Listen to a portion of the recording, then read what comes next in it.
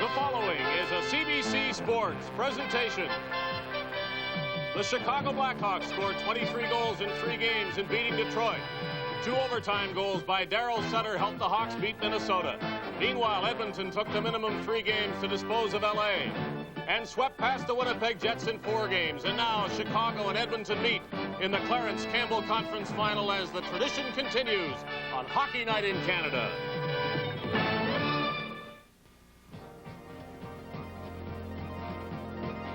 Live on CBC, Hockey Night in Canada. Brought to you by Molson, North America's oldest brewery with nearly 200 years of brewing excellence. The CN Group of Companies, in business for Canada. Esso, with over 3,000 locations across Canada to serve you better. And by Ford of Canada, where quality is more than a commitment. Quality is job one.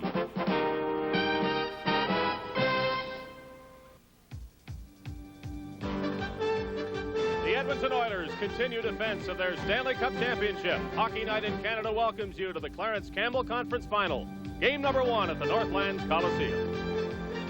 Good evening, everyone. I'm Dave Hodge. It's quite ironic in this year of stiff competition within the Smythe division that the Edmonton Oilers have come through the first 2 playoff rounds in 7 straight games. And here we are in the Campbell Conference Final, and there's a lot of talk of another Edmonton sweep over a Chicago team that went 6 games, 6 hard games against Minnesota in its division, and tonight will be without one of its most valuable players, defenseman Doug Wilson. If the Oilers have problems, well, overconfidence could be one, and let's find out from last year's Conn Smythe Trophy winner Mark Messier if the fact that the Oilers haven't played for 8 days concerns him. Well, I think we're going to be a little concerned because that doesn't happen too often during the regular season. But I think the same situation happened last year before the finals with New York Islanders, and we seemed to handle it pretty well throughout the week of practice. This week of practice, we had guys working real hard. We built momentum throughout practice, and we seem to be ready right now. Well, it can't be too reassuring to Chicago if the Oilers' biggest problem is the fact they've had time off because they've been so good and haven't lost a playoff game yet. Now for more on Hockey Night in Canada's coverage of this Chicago-Edmonton series, here's Gary Dornhofer on ice. Tonight we will introduce the ultra slow motion camera. For the first time in hockey, we can slow down the world's fastest sport, even follow the puck frame by frame. Let me demonstrate how it works. Technically, we can slow down the action, but give you a very clear picture. We hope you enjoy this new feature on Hockey Night in Canada.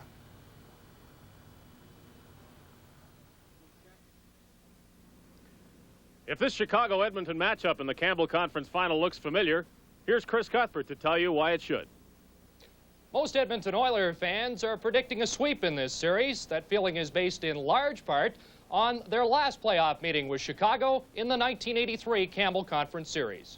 Tony Esposito started in goal for the Blackhawks in the '83 series, but he didn't get much support in Game 1. The Oilers scored 8 times, including 2 shorthanded goals by Yari Curry in an 8-4 win. 2 nights later, the Oilers scored 8 more, half of them supplied by Glenn Anderson. The final was 8-2. Chicago coach Orv Tessier might have taken the heart out of his players before Game 3, when he threatened to call the Mayo Clinic for 18 heart transplants. Well, we don't have much time. I don't think the doctor from Houston will make it in time. We just hope that the guys have a lot of pride, and we know we can play with that hockey team, but we can't play with 50% effort and expect to get success. Despite the bitter feelings in the Chicago camp, the Hawks played their best in Game 3. But Glenn Anderson was again the hero, scoring the winner in a 3-2 victory. And Edmonton completed the sweep 2 nights later. Yaroslav Pozar scored twice as the Oilers beat the Hawks 6-3. Much has changed in 2 years, though. Orv Tessier was fired. Bob Pulford is now back behind the Blackhawk bench. And since Pulford's return, Chicago has been on the rise and promised to be tougher in the rematch for the Campbell Conference title. Edmonton also swept Chicago in this year's regular season series, but when they face off tonight, they'll be starting on even terms. Dave? Of primary importance to the Oilers tonight is to win this game and take a 1-game lead in this series. But if they do that, they would also tie a Stanley Cup playoff record, 11 consecutive playoff victories, 3 in last year's final, and they would have 8 in this playoff year if they beat the Hawks tonight. Hockey Night in Canada and the Stanley Cup playoffs on CBC will return in just a moment.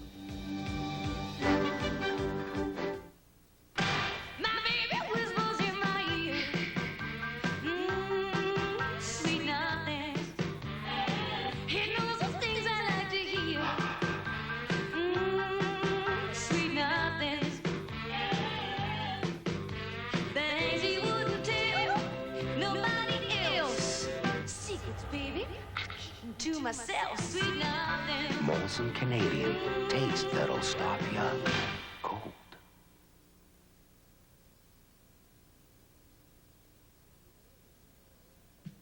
Riley, I bet you don't remember when we got our old Toro tractor over 30 years ago. It's easy to see why I really believe in Toro equipment, like my new rear bagger with the exclusive Toro engine. It starts easily, it cuts beautifully, and it's going to last a long time.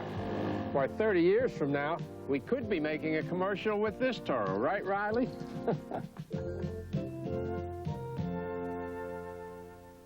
No, Act 1, Scene 2, lines 16 and 22. Okay, 13, 16, 20. Act 1, Scene 2, lines 13. Oh, Romeo! Romeo. You come to play, Lothario? What numbers do you, Duster, thou use?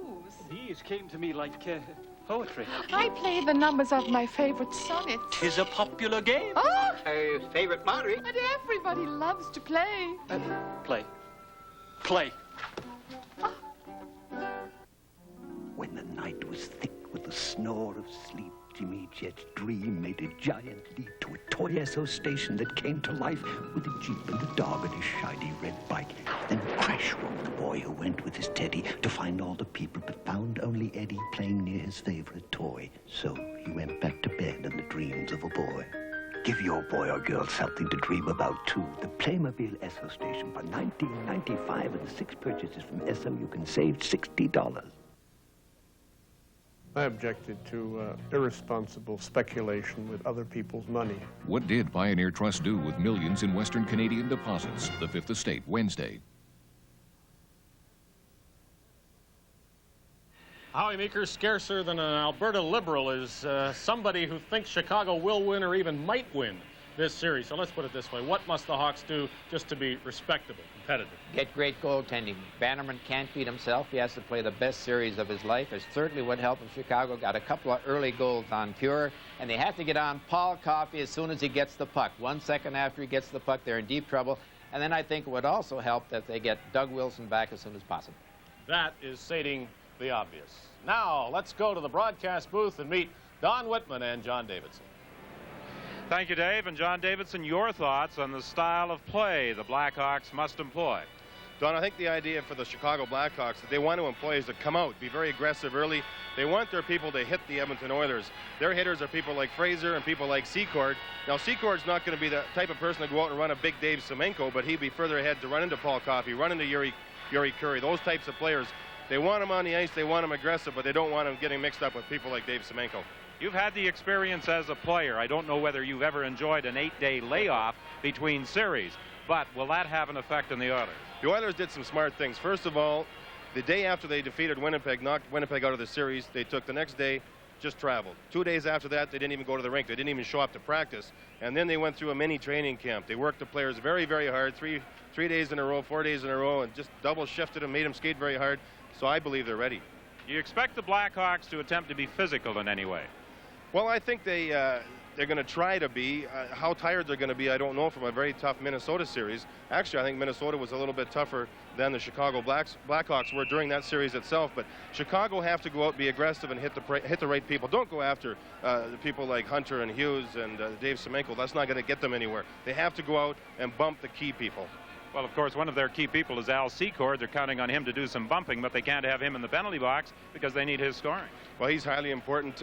Grant Fuhr is going to be ready for him. He knows that Al Secord's going to be in front of that net as much as possible all night long, but he said he was used to it because the Winnipeg Jets also employed that same type of a tactic by putting people in front. Al Secord's a real pure hockey player that the Chicago Blackhawks need badly to do well against the Edmonton Oilers. Howie talked about Doug Wilson and how important he is to the Blackhawks scheme. They are going to miss him, no doubt.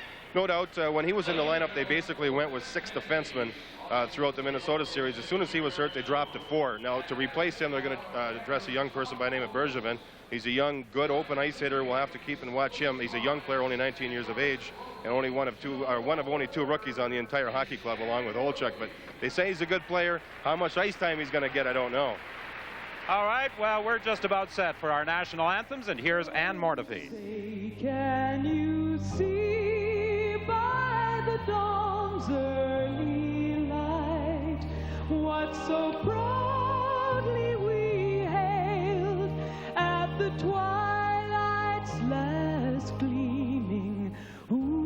broad stripes and bright stars through the perilous fight. O'er the ramparts we watched were so gallantly streaming, and the rockets' red glare, the bombs bursting in air, gave proof through the night that our flag was still there.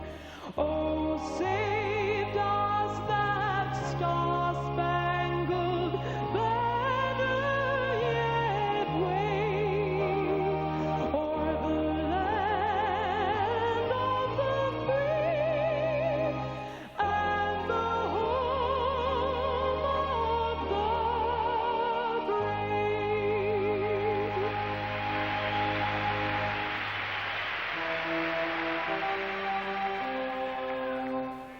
Oh, Canada, our home and native land, true patriot love in all our sons command. With glowing hearts we see thee rise, the true north strong and free. From far and wide, oh Canada, we stand on guard for thee.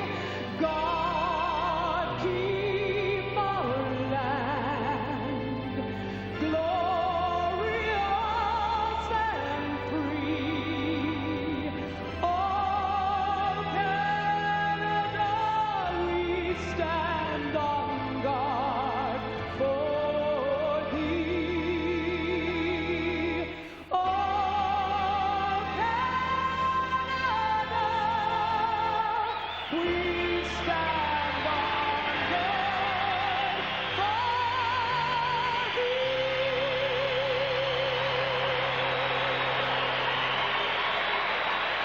Game one of the Campbell Conference Final, and Don Koharski, a native of Halifax, is tonight's referee, working with linesman Swede Knox and Kevin Collins.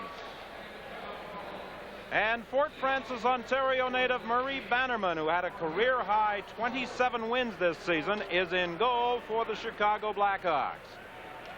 And Grant Fuhr, who has played all but 5 minutes in the Oilers' defense of the Stanley Cup, will start for the Edmonton Oilers. Well, if the Blackhawks are going to do something, they better do it immediately. You know, when you have that long layoff, you tend to be a little rusty. So, John, what you had talked about, be physical, go after the Oilers, I think that's the way the Blackhawks have to play against Edmonton. They can't get in a shootout with them. Absolutely not. They know that they can't afford to get into a shootout, but sometimes if Edmonton dictates the game, you have no choice. Keith Brown dumps it in. Olczyk poked it into the corner, picked up there by Fraser. Out front to Olczyk, Keith Band on it. Back to the line, Keith Brown with a drive. Grant Fuhr way out of his net to make the save. Fuhr has been spectacular so far in the playoffs for the Oilers. He has been chosen the game's first star in 4 of the 7 games played. On the very first shift of the hockey game, usually you see Troy Murray against Gretzky. Edmonton have the home ice advantage in line changes. They had Messier against them. Penalty coming up.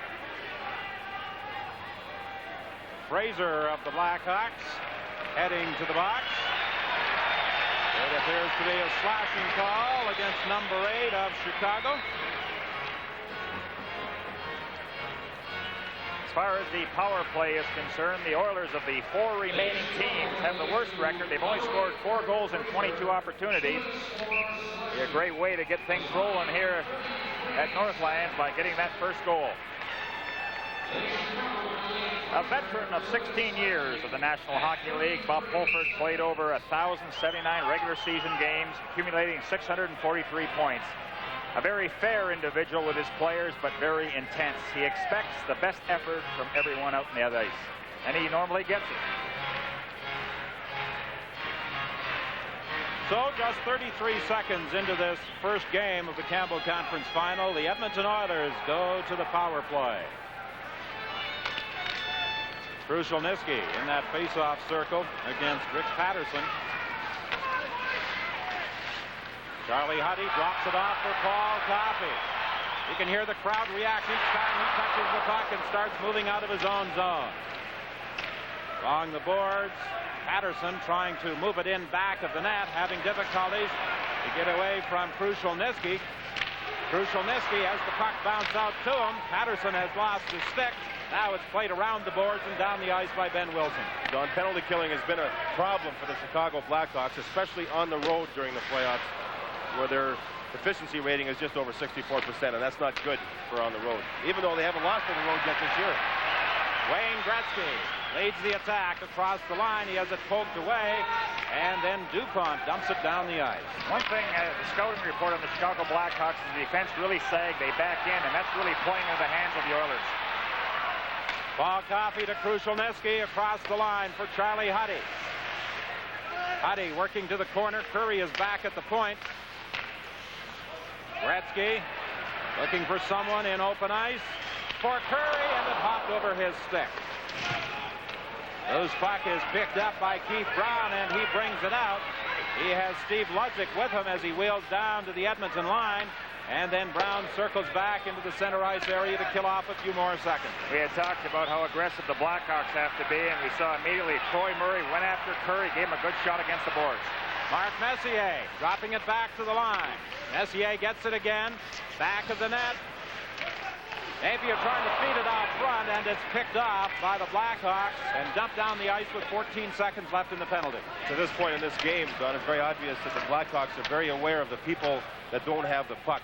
They're being very aware of who's behind them and picking up before they get the open pass. Glenn Anderson coming in front. Good save by Bannerman. Rebound, another save by Bannerman. The penalty has expired. Loose puck. They scramble in front of the net, and Bannerman comes up with it again. Stanley Cup 85 on CBC is coming to you from Northlands Coliseum in Edmonton. Ford's got the best sales increase of the big three. Starting at Oakville, if we lined up all of our new vehicles sold in Toronto this year, you'd be looking at an impressive lineup that stretches right along Bloor Street, over the viaduct, right through Toronto, through Oshawa, and far beyond. Toronto now get Ford's 5-year DuraGuard warranty on all our 85 cars. Toronto, Toronto, we can't be outdone. At Ford, quality is job one. Thunderbird, I'm a believer. Bannerman was excellent against the Minnesota North Stars, and he again is demonstrating the type of goaltending that you need in the playoffs. Bannerman obtained by Chicago from Vancouver November 4th, 1977. He's had his most successful year in the National Hockey League. In the corner, Hunter trying to jam away at it. It goes loose back to the net. Savard left it there. Bergevin tried to play it up along the boards. He's taken in against the boards. Gets it again, plays it up to the line, but not out. Melnick fighting there with Larmer. It goes loose. Now Bannerman back of his net, plays it up on the left side for Secord to Savard. Savard trying to get away from his check. Can't avoid Willie Lindstrom, and it's dumped back out to the center ice area. Loose puck at the line. Kozar pokes it away from Brown, and the Hawks are having some problems with the forechecking of the Edmonton Oilers early in the hockey game. A long drive that Grant Pure drops off for Paul Coffey, and the attack on the part of the Blackhawks, I believe, is to try and jump on Coffey quickly and not give him room to maneuver out of his own zone. However, it's the Oilers who are jumping all over the Blackhawks in their own zone right now. Finally, it's picked up by DuPont, and he clears it to center. Well, the Blackhawks started the hitting, and the Edmonton Oilers have certainly responded, and you see the movement of the boards with a good resounding body checks. Excellent contact. Loose puck back in the Chicago zone. Rink-wide pass, bounced off Gretzky, down into Edmonton territory, fed out in front by Yaremchuk, picked off by Huddy and cleared up on the wing. Paul Coffey in across the line, 4-on-2. A spin around pass for Gretzky. Across for Curry at the side of the net. Jam away, back of the goal. Finally, it's kicked up along the boards for O'Callaghan. To Yaremchuk, a long drive, and Fuhr steers that in behind the goal for Coffey. Coffey is tied up. He loses it to Sutter. Here's Yaremchuk with a shot. Loose puck in front of the net. Lysiak spun around and fired it wide. Good pressure there by the Blackhawks. Let's talk about the athletic ability of Grant Fuhr. 2 great saves. Racing back after the loose puck is Lee Fogelin. Dave Semenko on the ice, and he also heads off to the Edmonton bench as Glenn Sather is making a quick change here. We have 14:41 remaining in this first period. It's scoreless. Game 1 of this Campbell Conference Final. Now Kevin Lowe feeds it across ice to Fogelin, dumps it down to the line, and back comes Bob Murray. Murray with a long drive. It's wide, and Grant Fuhr grabs it at the side of the net, puts it there for Kevin Lowe. It slides around the dasher, is picked up by Fogelin. For Mark Napier, across the line, he gets away from Murray. In front, Anderson scores!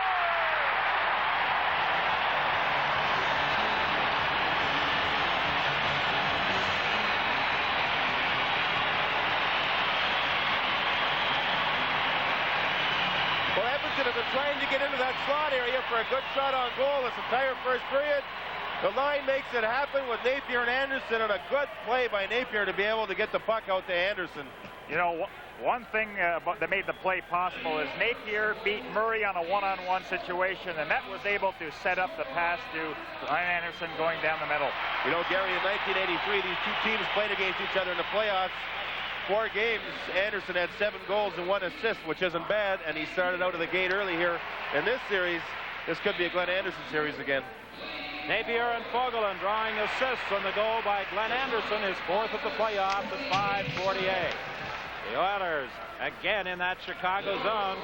The Hawks dump it out into the center ice area. Racing back after it is Randy Gregg. You know, this is a key matchup here as we have McClellan's line against Savard's line. Now, McClellan's line hasn't been scoring, so they really have to keep Savard's line off the scoreboard, and that's really important as far as the Chicago Blackhawks are concerned. Why is it that some banks seem to want you to get your money at their convenience? At Bank of Montreal, we're opening more branches Saturdays. We're installing more Instabanks. I see this branch is open for business before I am. We're doing more for you, so you can get your money when you want it. We are doing more for you at the Bank of Montreal. It's what sets us apart. Randy Gregg in the penalty box, a 2-minute slashing call at 6:15. On the Chicago Blackhawk power play, has been much better on the road. Watch the reaction here of Randy Gregg as he slashes back at the player. Basically, this period's been a lot of action as far as hitting goes, but it's been clean. Back to the line to the other side now for Murray. His shot deflected to the goal mouth. Loose puck in front of the net. They jam away at it. Larmer was banging away at it. So was Savard, and Grant Fuhr had it underneath him. Some of the Oilers step in because they're not happy with the aggressiveness by the Blackhawks for that loose puck. Savard is now telling the referee that that puck was loose. Grant Fuhr makes a good play here because he's aggressive. Watch his goal stick when that puck is laying loose. Look at him. He's out batting it away, trying to get it before the opposition does. And watch how lucky he was. That puck actually went underneath his left leg and hit him just before it went into the net. But the key to a goaltender that has had a few days off like Grant Fuhr has is to get out there and be aggressive. And he's certainly done it here in the first. Paul Coffey wheeling out of his own zone. The Oilers a man short. Coffey trying to go around Gardner. Still has the puck and then is finally knocked off the back of the net. But there's a penalty coming up against the Chicago Blackhawks. Al Secord and Coffey now doing some shoving in the corner. Well, that's something that the Oilers did so well in the LA-Winnipeg series. Go right around the outside of the defenseman. Tonight's game on CBC is coming to you from Northlands Coliseum in Edmonton.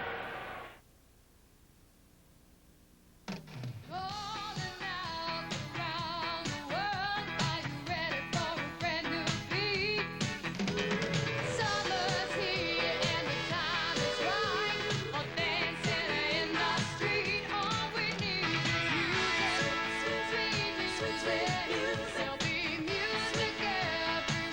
Molson Canadian. Taste that'll stop you cold. Bill Gardner gets the holding penalty. There you can see for the first time in this series what Doug Wilson means to this hockey club. Gardner plays point on the power play when Wilson's not there. Coffey took advantage of it by going at that forward playing defense, and he made him take a penalty. So Doug Wilson is already being missed by these Blackhawks. Well, the Oilers are going to continue to exploit the outside. They have that tremendous speed and will try to beat the defense from the outside. And on that case, Gardner had to take the penalty, or Coffey was home free. Bill Gardner, out of Peterborough, has played almost every position but goal this year for the Blackhawks. He has certainly been a versatile performer. 1:27 remaining in the penalty to Randy Gregg. Minute 50 in the penalty to Bill Gardner. Now it's O'Callahan back into his own zone. Blackhawks seem to have a little problem moving out of their own zone against the forechecking of the Oilers. Well, Don, I'm talking to Roger Nielsen, one of the assistants here with the Blackhawks. He was scared to death to get into a situation where each team was a man short because he knows how quick the Oilers are when they get that open ice situation. So it's important then to utilize that puck control. Just hang on to it until the situation changes. And look how disciplined Edmonton is here when they finally broke it up, but not by being too aggressive. Gretzky to Coffey, a shot, save, big rebound, picked up by Troy Murray, and he dumps it down the ice. Charlie Huddy back into his own zone for Yari Curry. 12:21 remaining in the first period. Long drive, save, Gretzky with the rebound, he's tied up, and back comes Al Secord for the Hawks. Secord cutting in, a backhand shot, save, rebound, and it's fired wide by Duclair. 17 seconds remaining in the penalty to Randy Gregg, and then the Oilers will go on the power play for 20 seconds. Now it's Savard. In across the line, two Blackhawk players collided in the center ice area, prompting a reaction from the crowd. Now the Edmonton Oilers have the manpower advantage. Messier at the line. For Kevin Lowe, he couldn't carry on with it as the puck bounces high. Messier gets it again, slides it at the side of the net. Anderson was looking for that puck, but it was cleared by Bannerman. Brown takes the check as he slides it up along the boards. Kevin Lowe keeps it in. Rink-wide pass, and now the Blackhawks are back at full strength. Loose puck behind the net. Messier to Anderson. Anderson trying to slide it in front of the net. It hit a stick. And it appears that Keith Brown may be hurt. Brown is having difficulty trying to get off the ice to that Chicago Blackhawk bench. He's in a great deal of pain. A great deal of pain. He was thumped by Mark Messier against the boards, and he can hardly even get himself off the ice surface onto the bench right now. So with Wilson out, they can ill afford to lose a Keith Brown. Long shot that is gloved by Bannerman. It goes to the corner. Out into the center ice area, Ken Yaremchuk now circling to get away from Willie Lindstrom and try and reorganize the attack. Pass too far for Sutter, and it's dumped back out to the center ice area. Lindstrom threw it behind his back. There was nobody in position. It goes loose at center ice, and finally it's picked up by Yaremchuk. Yaremchuk trying to set up Sutter, gets it again. Yaremchuk plays it into the corner. Sutter is sent flying in the corner as they bump into that end glass, and it vibrates as the two bodies crash up against it. And now Yaremchuk comes back. Sutter at the line just managed to get back onside, but it's broken up by Edmonton. Krushelnyski tried to slip it in front. He gets it again. Krushelnyski back to the front. Charlie Huddy moving in, a shot. Score!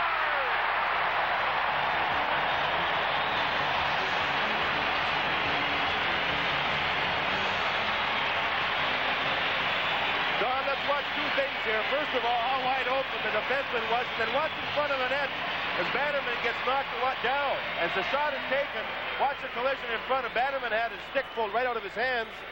Watch the goal stick of Bannerman. He comes out to play the angle.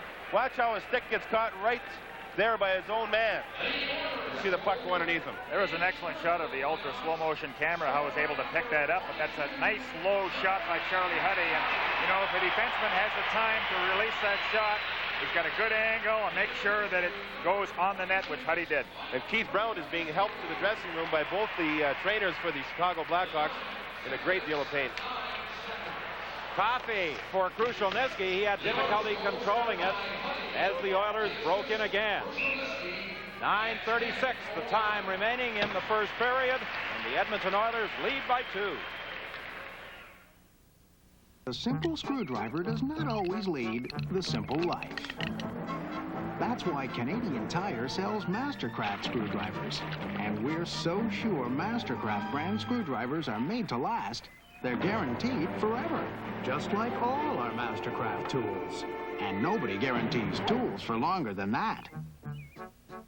Max, you gotta leave these tools alone. Max, you put a scratch in it. Mastercraft tools from Canadian Tire. They're guaranteed forever. Well, one thing has been pointed out, if you want to play a skating game against the Oilers, they can accommodate you. If you want to play a hitting game, they can also do that. An example of the Messier hit against Keith Brown.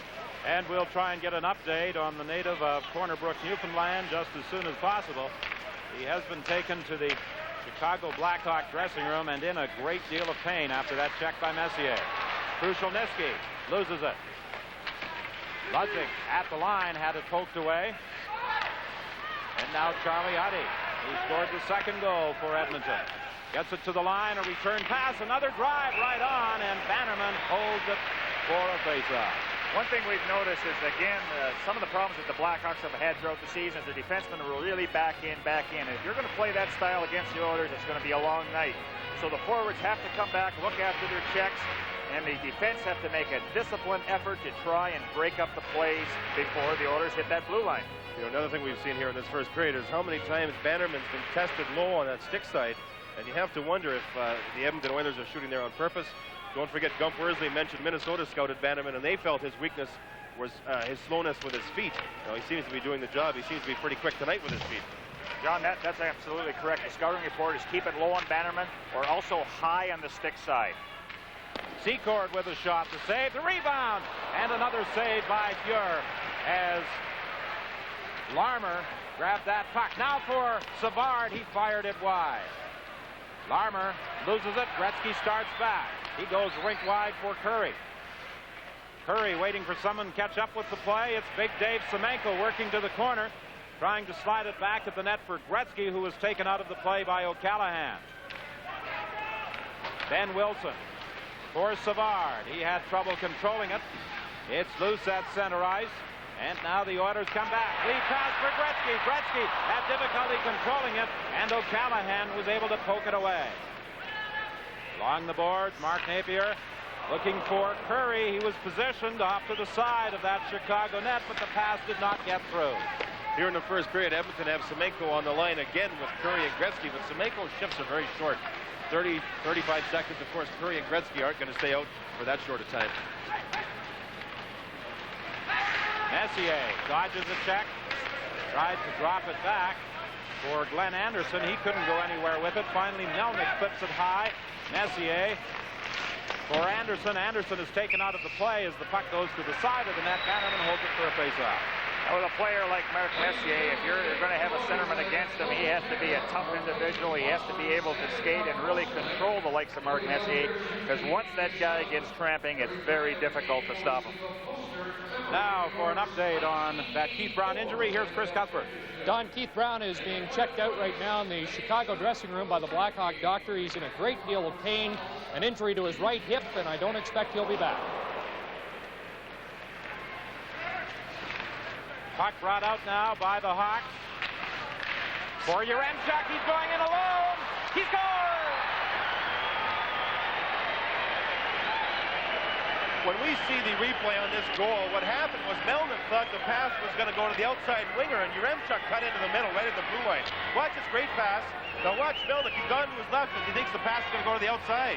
Now what a little shot that was, a fake and then through the legs. He opened those legs right up on Grant Fuhr. Watch the shoulder drop here. There it is, a little fake. That opened the legs up in the net. You know, from a forward position, that's what you're trying to do with a goaltender. Make the goaltender make the first move, and that's exactly right there, John, where he dropped the shoulder, Grant Fuhr moved, opened the legs, and Yaremchuk tucked it through. But you showed that acceleration of speed by Kenny Yaremchuk to grab that pass. Excellent move.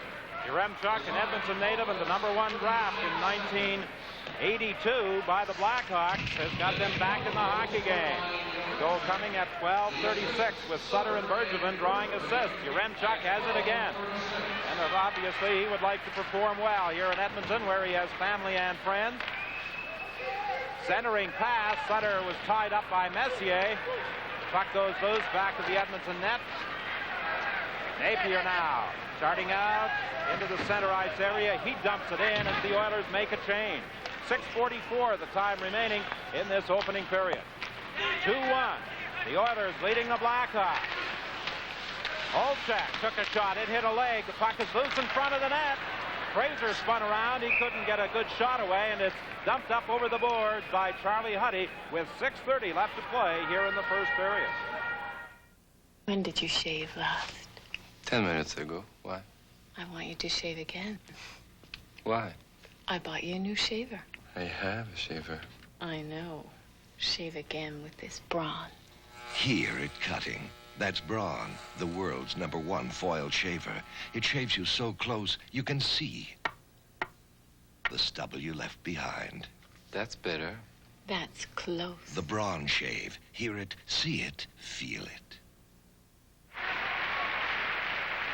The face-off to the right of Grant Fuhr.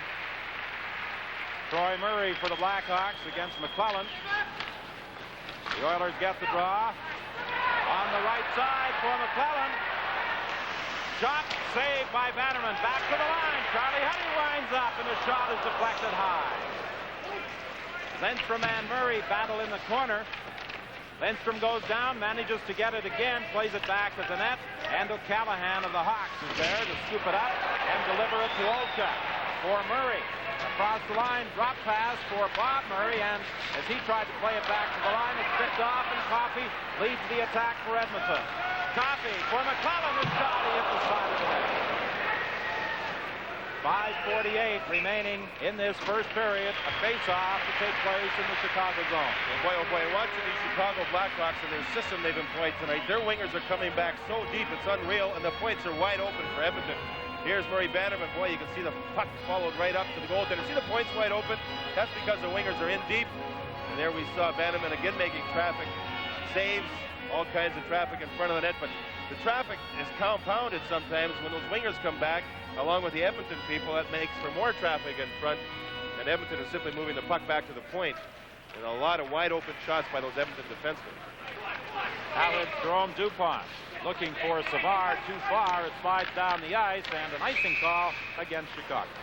You know, the Blackhawks have had plenty of opportunity for their defensemen to really challenge at that blue line. There's the area that they really have to slow down the Oilers between the two blue lines, disrupt that flow, disrupt those passing plays, and yet they continue to back in. And you know, with the winger, John, you're always told to go right back with your check, and that's what leaves those points open. So the defense have to challenge. They have to stagger the defense and really challenge. Semenko overskated that loose puck as he cruised into the slot. Now it's 3-on-2, led by Savard. Savard for Larmer. He fired it wide. Larmer gets it again. Tried to play it back to the corner. It's picked off by Gretzky, and the Oilers break out. However, Dupont breaks up the play in the center ice area. One matchup let's watch tonight, and something that may be interesting is perhaps Curry and Larmer for the Blackhawks are the two best players in the league at shooting that puck in one motion. Let's watch and see who does it the best tonight during this hockey game. Semenko is taken in against the boards. Curry comes up with the puck for Gretzky. Takes a shot as he spun around, and Bannerman held his position on the near post. Now bringing it out is Yaremchuk. He has Savard with him, a lead pass, but Savard was offside. Hockey night in Canada and the Stanley Cup playoffs. The tradition continues.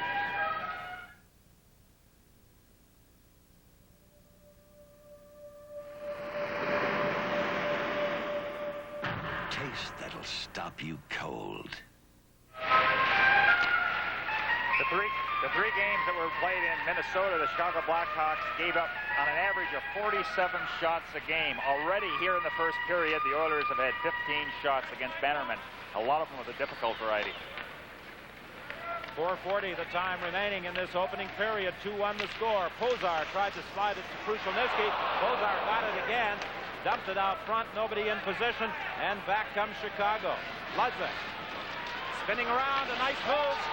against Randy Gregg, and the penalty is coming up against the Oilers. Well, that's certainly what you want for your fourth liners, to come out of the bench and draw a penalty immediately like that. From Northlands Coliseum in Edmonton, this is Stanley Cup 85 on CBC. B.F. Goodrich, TA Radios, update for enthusiasts. Subject, truck performance, traction. That's what trucks get with the rugged B.F. Goodrich Radial Mud-Terrain TA. Durability, on, road, and off, with the Radial All-Terrain TA. Last season, B.F. Goodrich took more off-road wins in more classes, more than any other tire company. TA Radials, now on sale at B.F. Goodrich Tire Centers and participating dealers. Randy Gregg draws the holding penalty, and we're going to show you it on the ultra slow-mo camera. What a good spin around by Ludzik, and he had Randy Gregg beaten, and on the play, there's the hold, and so the Blackhawks will go on that power play again. Keep an eye on Lysiak. Good face-off man, and also excellent controlling that puck. Lysiak has it. Blackhawks with the man advantage. Sutter tried to get it out front. It bounced back to line. Murray with the drive, and Fuhr came out to make the save. Another shot. That hit Vogelin in front of the net. The puck is loose, and finally Krushelnyski dumps it down the ice. Actually, Don, that shot hit Charlie Huddy, and he's now gone to the bench, and he's limping. So a lot of tough play by the defenseman early in this hockey game. In the center ice area, Sutter drops it back into his own zone to Murray. As the Hawks try and set something up, Sutter, twice the overtime hero for the Blackhawks in that series with Minnesota, couldn't carry it in. Okay, now let's watch the Chicago power play style. They like to move it up the ice and shoot it in, and the side that it's shot in, the puck will fly around the boards, and they like to flood that other side to get control. It's a Roger Nielsen style of power play, if they get it done right. Broken up, dumped out to center. Now at the blue line, Savard loses it, and Gretzky comes in with Curry trailing. Back to Curry. He was tied up, couldn't get a shot away, and back come the Hawks, a 4-on-2. And there's an injured Edmonton Oiler. Yari Curry is down. This becomes a very difficult decision for the referee. Chicago had control of the puck, a 4-on-2 situation. The Edmonton player was down, and Don Koharski blew the play dead. Now, in reality, the team that has the, if Edmonton has the puck and it's their player that's down, that's when the whistle's supposed to be blowing. Now watch Murray use his stick as he knocks down Curry. You see him get the high stick in the face. Then they break out a 4-on-2. Koharski looked behind him, saw a player down, and immediately blew the whistle. So I imagine Chicago might be upset with that particular call. Still think it's a good call by the official. When there's a doubt, you bet. If somebody is hurt, you call it immediately. You bet, but I was just saying technically the way the rules read. Well, Murray actually is fortunate he didn't get a penalty. Now Fulford is saying a few words to Koharski himself. Well, I see, that's where you can see they're upset. It was a 4-on-2. That's a golden scoring opportunity, and Edmonton had already backed in inside their own blue line. Well, there's not much doubt that Fulford was more than a trifle upset that they blew the whistle on that play, on that 4-on-2, but there are now 37 seconds remaining in the penalty to Randy Gregg. Fired in wide. Vogelin trying to clear it out, kept in by Secord. Savard back of the net, trying to center it, picked up by Larmer. Larmer back to the line. Ben Wilson back to Larmer. Larmer back of the net for Denny Savard. Savard tried to poke it to Larmer. It goes loose. Larmer gets it again. And he couldn't get a shot away. And back comes the Edmonton Oiler machine, led by Wayne Gretzky for Messier. Messier out front for Coffey, and hopped over his stick as Randy Gregg returns to the ice. O'Callahan plays it around the boards to Ben Wilson with 2:12 remaining in this first period. 2-1 is the score in favor of the Edmonton Oilers. Grant Fuhr plays it around on the boards to Curry for Paul Coffey. Knocked down there by Sutter. Back into the Edmonton zone, and now the Oilers bring it out into the center ice area, and Dave Semenko, a big crowd favorite here at the Northlands Coliseum. Gets it on the wing to Curry, a return pass, back to Curry, the save, the rebound, and Bannerman grabs it. Watching that last action, John, you have to know that Dave Semenko has improved his talents by practicing with the players he has on his hockey club. You practice with players like Gretzky and Curry, all of a sudden you yourself become a much better player, and he employed it on that last shift. In the land of Dairy Queen. Delicious is part of the landscape, like the Peanut Buster Parfait, layers of Spanish peanuts and hot fudge. Or the smooth delight of the Double Delight, hot fudge and butterscotch topped with crunchy pecan pieces. Or the Dairy Queen Banana Split, a fresh banana rich with the flavor of 3 tasty toppings. Come to where delicious lives. In the land of Dairy Queen, we treat you right. Now, Dave Semenko talked about that this morning. Said, when I'm playing with Gretzky and Curry, I give them the puck, head for the net, and just stand there. They'll put it in. But he showed a little good stick work. Good passing. Back to the line. Coffey moving in. He scores!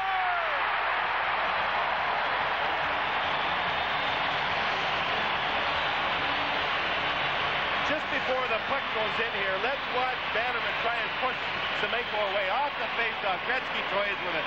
Great play. Now watch Semenko in front. Bannerman pushes. See with his left hand before the shot was taken? He was aware that Semenko was in front enough to bother him. And right away, Coffey went to the short side and put it in.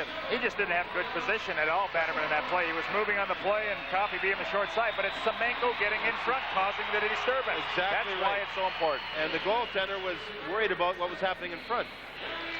Curry takes a shot and takes a check at the same time. Picked up now by Gretzky. Gretzky for Curry. He deflected it. Loose puck at the side of the net with Bannerman down. Krushelnyski spins around and hits the side of the net.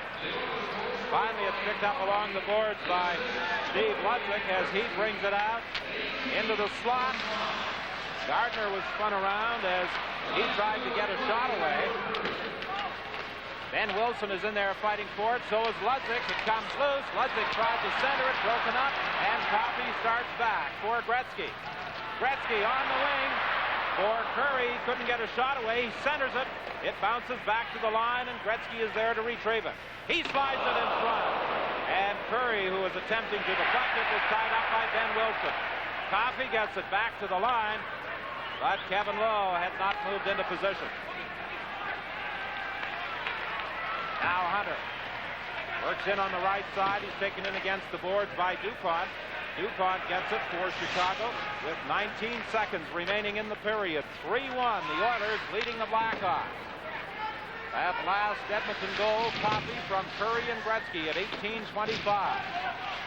DuPont with a long drive, the save by Grant Fuhr. It's dumped into the center ice area, but the period will end before the Oilers get a shot away. The score at the end of the first period is Edmonton 3, Chicago 1. Stay tuned for our first intermission. You got everything for the big pitch in Pittsburgh, Pete? Yeah, I got it all, Paul. Got the slides? Yeah, I got the slides. Got the charts? Yeah, I got the charts. You got the audio? Yeah, I got the audio. You got the video? Yeah, I got the video. Don't forget the contracts. I won't forget the contracts. I forgot the contracts. You forgot the contract. When you forget, remember Federal Express. They guarantee overnight delivery to the U.S. by 10:30 a.m. or you don't pay. You got the contracts? Yeah, I got the contracts. In times past, only the wealthy could afford a 4-head cable-ready VCR with multi-event programming and a dockable remote control with channel change. However, JVC has just announced a breakthrough in top-quality video, the new HRD 150, a remarkable VCR for practically everyone at an extremely remarkable price. The HRD 150 from JVC. Are you sure about this? Ask me later. I don't know, this bridge looks rotted out. It's going! We made it! But the muffler didn't. Oh, man. We're taking a big chance with this load. Now, here's where we don't take chances. I like the way you do things. Yeah, these guys know their stuff. And here's your guarantee. Looks like we're gonna make it. I know the muffler will. Well, sometimes you take chances, but not when you need a muffler job. At Black's, you can save money on your color prints. When you choose Black's processing included film, you get quality fine-grained color film and Black's bigger, better color prints. All included for one low price. Martin? Oh, yes. It's a super way to save money because your color prints are included when you buy this film. Black's film with color prints included. It's their best deal. Am I right? Yes, I'm right. And one more way. Black's is photography.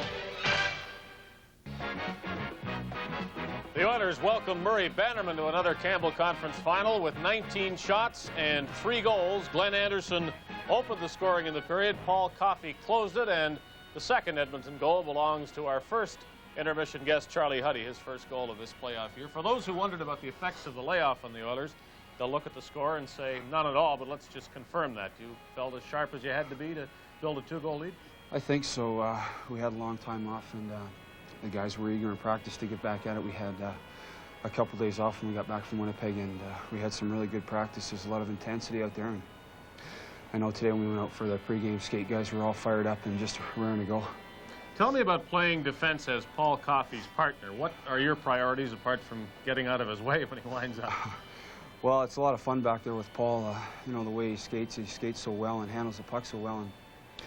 And basically, my job is to, to be able to hang back for him and, make sure I'm the last man out, because he does like to carry the puck and go into the other end and be in position to, to be able to cover up for him. You may forever be known as a guy who had a better plus-minus record than Wayne Gretzky and won an award for it a couple of years ago. And you come into this series with a better plus-minus total than Wayne as well. Do you put a lot of stock in that statistic, which always seems to treat you well?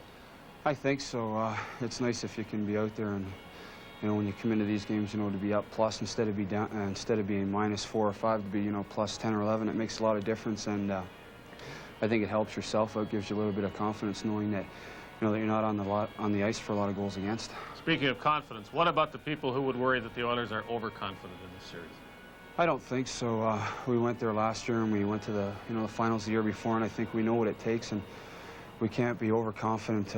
Chicago, I'm sure, wants to get back at us from last year, but the year before when we beat them out 4 straight, we can't take them too lightly. We have to just take one game at a time, and hopefully that's what we'll do.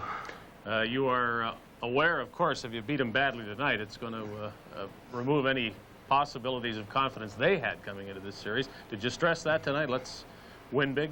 A little bit. I think we just want to go out there and, just get 1 goal at a time, and if we can get 5 or 6, well, that's a bonus for us. We just got to make sure we keep them off the scoreboard, and maybe it will take away a little bit of their confidence and give us a little bit more.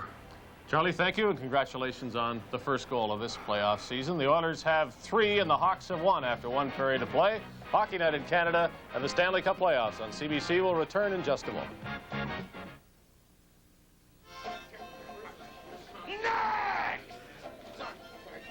Mr. Mark, how are you? Me Benno, the talking dog. Benno, what's the one thing Molson Golden ain't? Rough. Rough. You hear that? He said rough.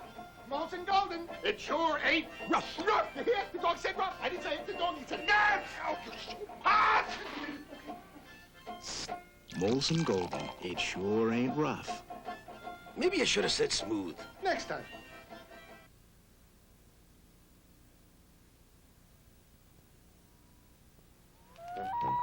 Hi, friends. I've caught many a big one in my time. Now I'm going for the biggest one yet, Lotto 649. I've had some big wins, but I'm still going for the biggest, Lotto 649. We've had some big wins, but we're still going for the biggest, Lotto 649.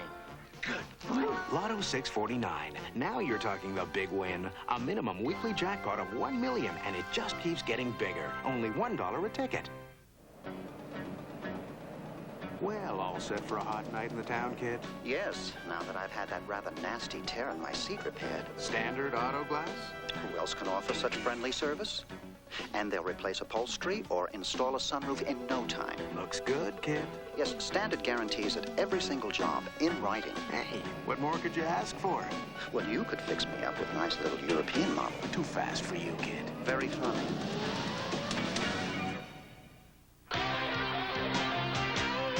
Got a taste, the taste for living. Want the best and nothing less will do. Got a taste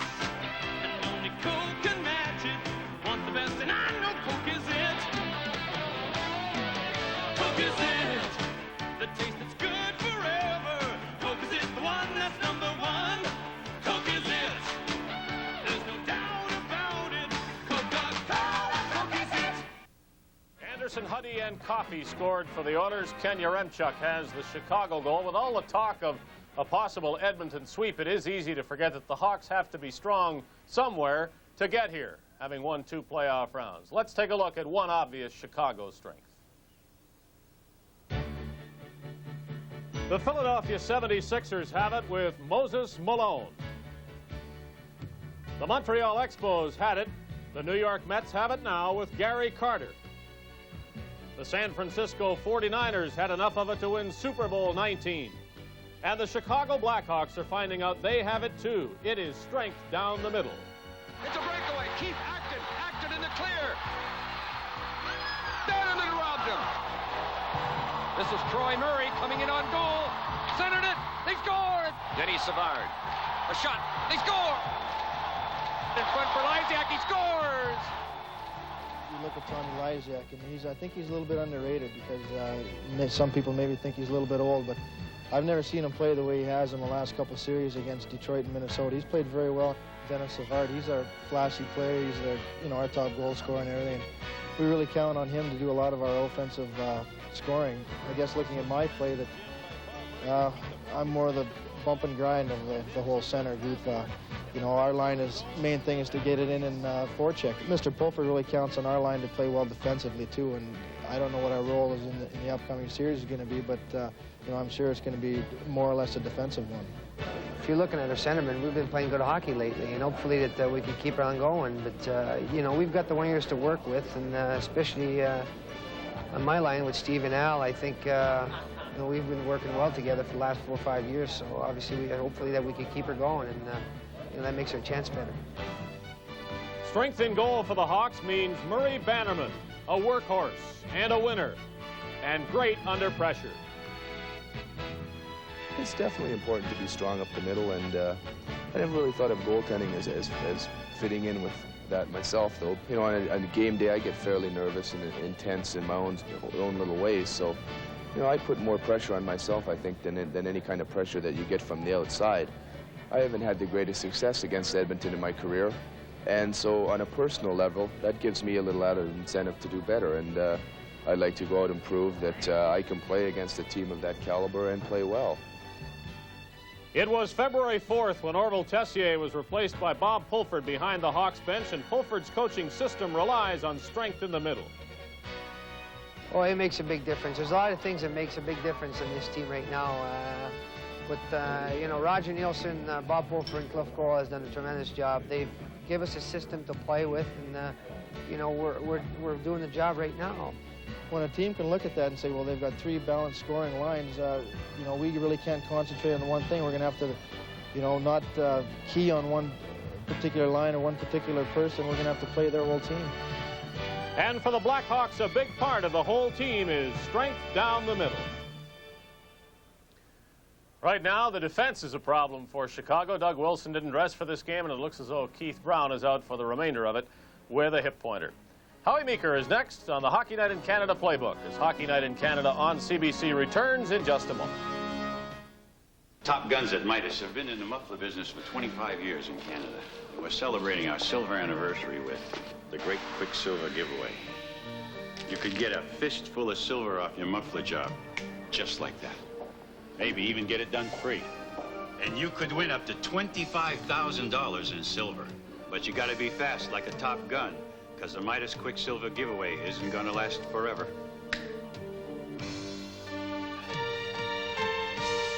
Ford's on the winning track. Over the last 15 years, the Ford nameplate has been first in truck sales in Canada because Ford is making the best-built North American cars and trucks. Ford trucks have been on the road for 67 years, a solid heritage built right into every new Ford truck today. Take a test drive at your Ford or Mercury dealers. Toronto, we can't be outdone. At Ford, quality is job one. Ford, I'm a believer.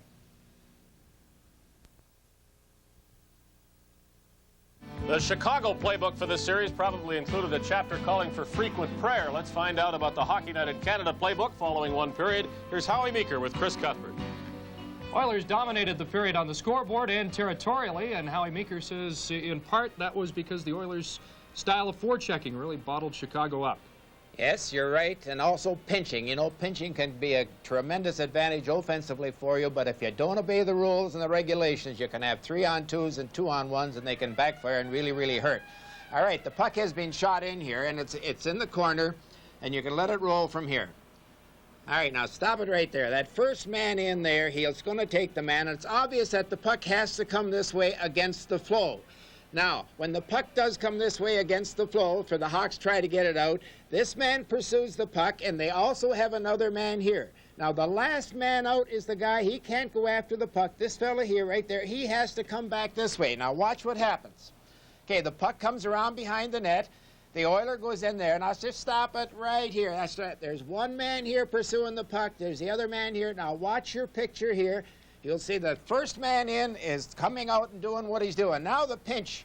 Stop it right there. Now, as you see, this defenseman is taking the look. He knows he can risk going in here because the first man in is the man coming out to cover his spot.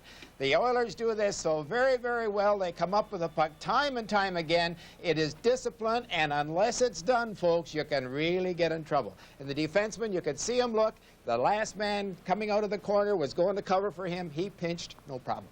Now, the dominant offensive player in 1983 in this series was Glenn Anderson, and guess who gets the first goal tonight?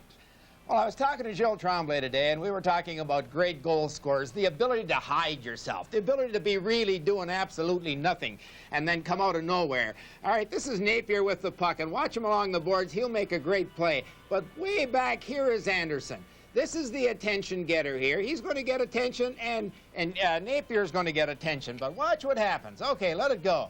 Watch the top of your screen. Stop it right here.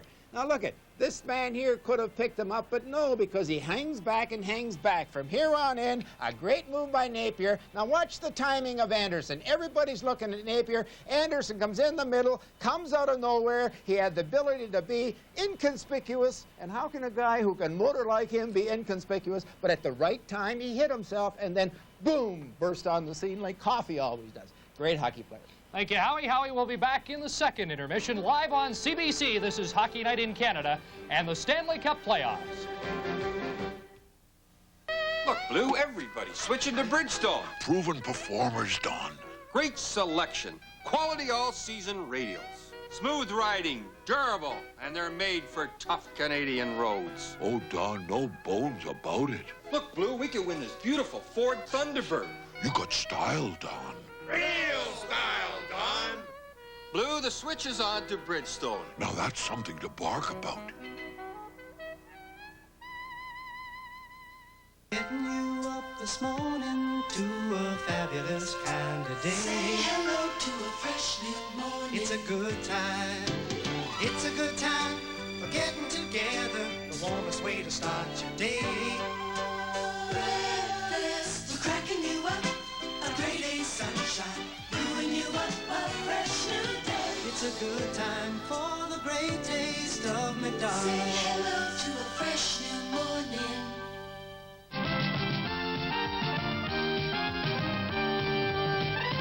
Some make greatness look simple, like the great Gretzky.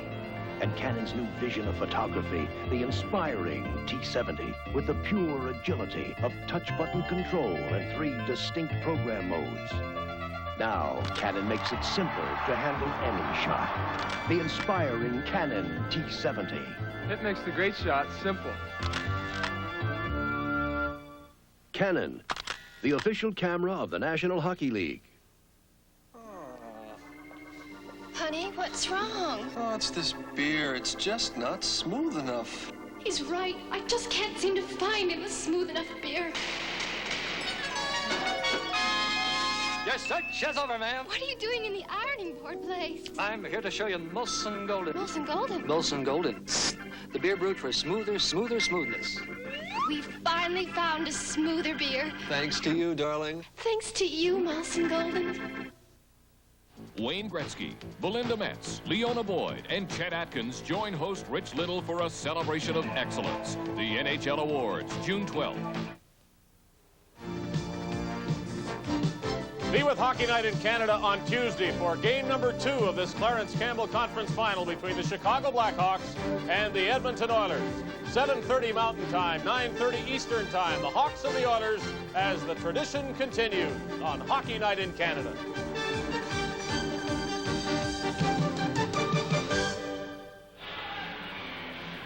3-1 is the score in favor of the Oilers as we move into period 2. Anderson, Huddy, and Coffey scoring for Edmonton. Yaremchuk for the Chicago Blackhawks. 19-12 the shots on goal, and there were 2 penalties to each team. Now, as the Blackhawks try to get something going in this second period, you know, Howie pointed out about the defenseman pinching in. And really where that happens is good, strong forechecking because it forces the opposition to fire that puck around the boards. Now, here's where that forward plays a big role. He has to play deeper at the 2 hash marks along the boards. Get in deeper. That will prevent the defenseman from going in too deep because all he has to do is flip the puck off the boards and away they go. So I'm sure that's something that the Blackhawks have to talk about. If the pressure's on against them, is the forwards move in a little deeper and make sure that they hang on to it and freeze it. The worst they can do is give that thing away. You know, that last period, not many face-offs during that entire period. In fact, there was only 20. 8 of them were in the Chicago zone, 7 between the blue lines and that neutral zone, and only 5 face-offs that entire first period in that Edmonton zone. So Edmonton certainly had the pace up to where they wanted, and they did things pretty well defensively. You'd never know they were in a layoff, would you? Boy, they got their game going, and the intensity and the emotion. Like Kevin Lowe talked about it, he said, we practiced the last 4 days like Glenn Sather had us going, getting ready for the Canada Cup with that high intensity and a lot of motion, a lot of flow. I mean, he worked us to the right into the ice. And it shows. They're ready. Gary, let's remember Keith Brown was taken off with an injury. He was taken away from this Coliseum in Edmonton by ambulance with a hip problem. Their next defenseman in line is a fellow by the name of Randy Boyd, who they have with them here in Edmonton, and he might see some action in the next game. Mark Messier in across the line. He tried to slide it across the Napier. He was tied up by Lysiak as period 2 is underway. Lysiak for Chicago. On the side for Sutter, his shot, and the save is made by Grant Fuhr as it's dumped back out into the center ice area. Definite concern within the Chicago Blackhawk organization as to the condition of Keith Brown, who grew up in Edmonton, played his junior hockey in Portland. Another one of the keys, Tom Lysiak for the Chicago Blackhawks. Lysiak grew up not too far from Edmonton himself in a town called High Prairie, Alberta. Now lives during the off-season in Atlanta, Georgia. But Lysiak was talking about how much better he's felt as a hockey player since Bob Fulford took over with the Blackhawks. He's certainly come out of his shell and been a key factor for them in the playoffs. Did you gentlemen always call your general managers Mr.? Depends on how they treated us. Denny Savard even called Dornhofer Mr. Isn't that something? That's respect. Must be the gray hair. Pass picked off by Murray. A shot saved by Grant Fuhr as he stood his ground. Great opportunity there for Troy Murray. Kurt Fraser tried to center it for Murray. He was tied up and couldn't get a shot away. Troy Murray picks it up again.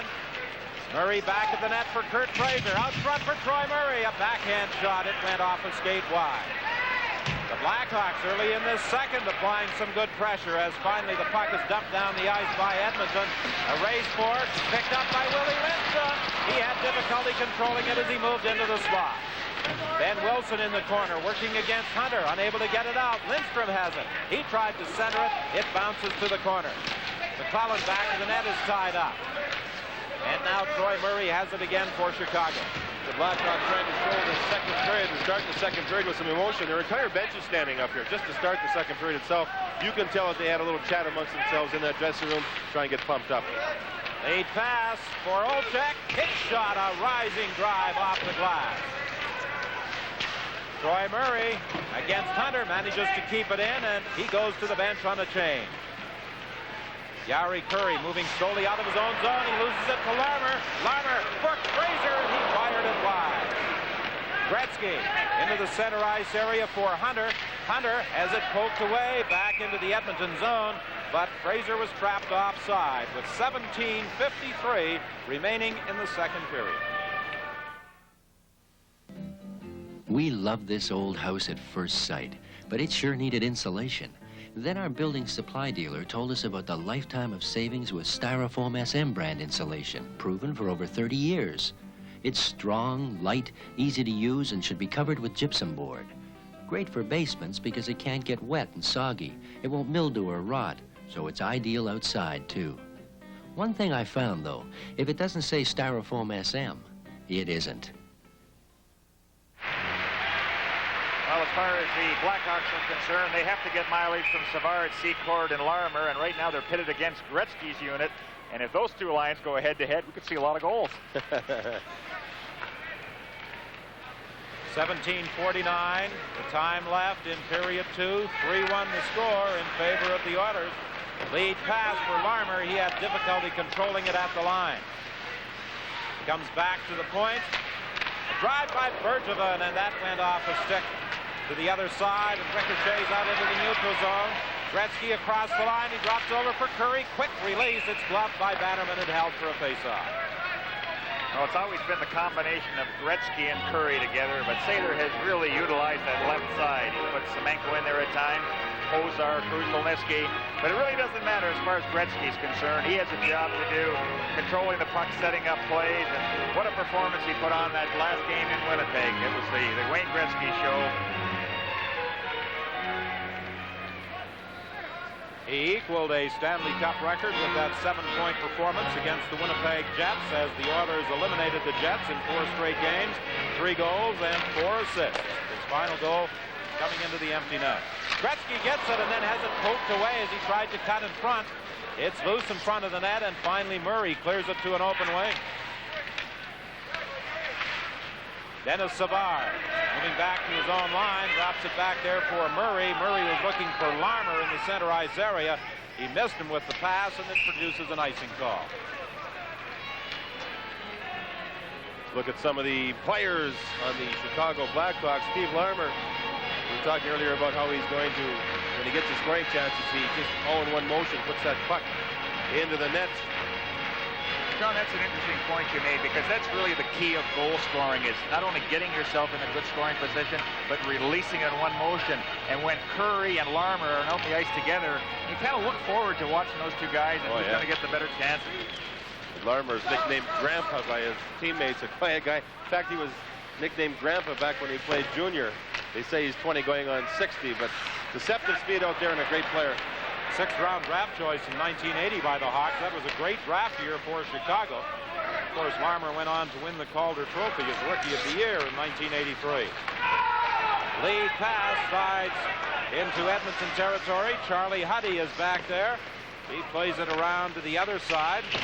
And Paul Coffey takes a check from Secord as it's dumped around the boards, down the ice. Here's Curry breaking in. He scores!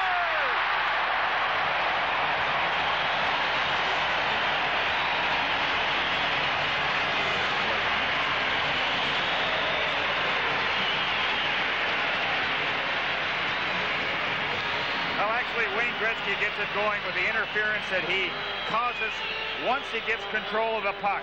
Now watch him tie up the defenseman, just grab a hold of him, and Curry does the rest. And Curry is blessed with so many skills, and once he gets Bannerman moving, he's got an easy target. You know, Semenko's coming down the opposite side of the ice, and Curry tried to move it to him as much as he could. Finally, ran out of time and just put the puck right through the legs of the goaltender, Bannerman. Curry's 7th goal from Gretzky and Coffey.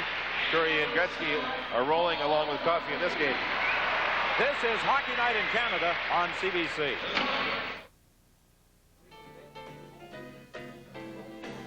Something before dinner, sir. I'd like half a bottle of Golden.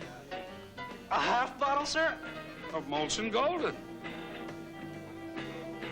Howard, you won't believe this, but there's some weirdo over there who wants a half bottle of Golden.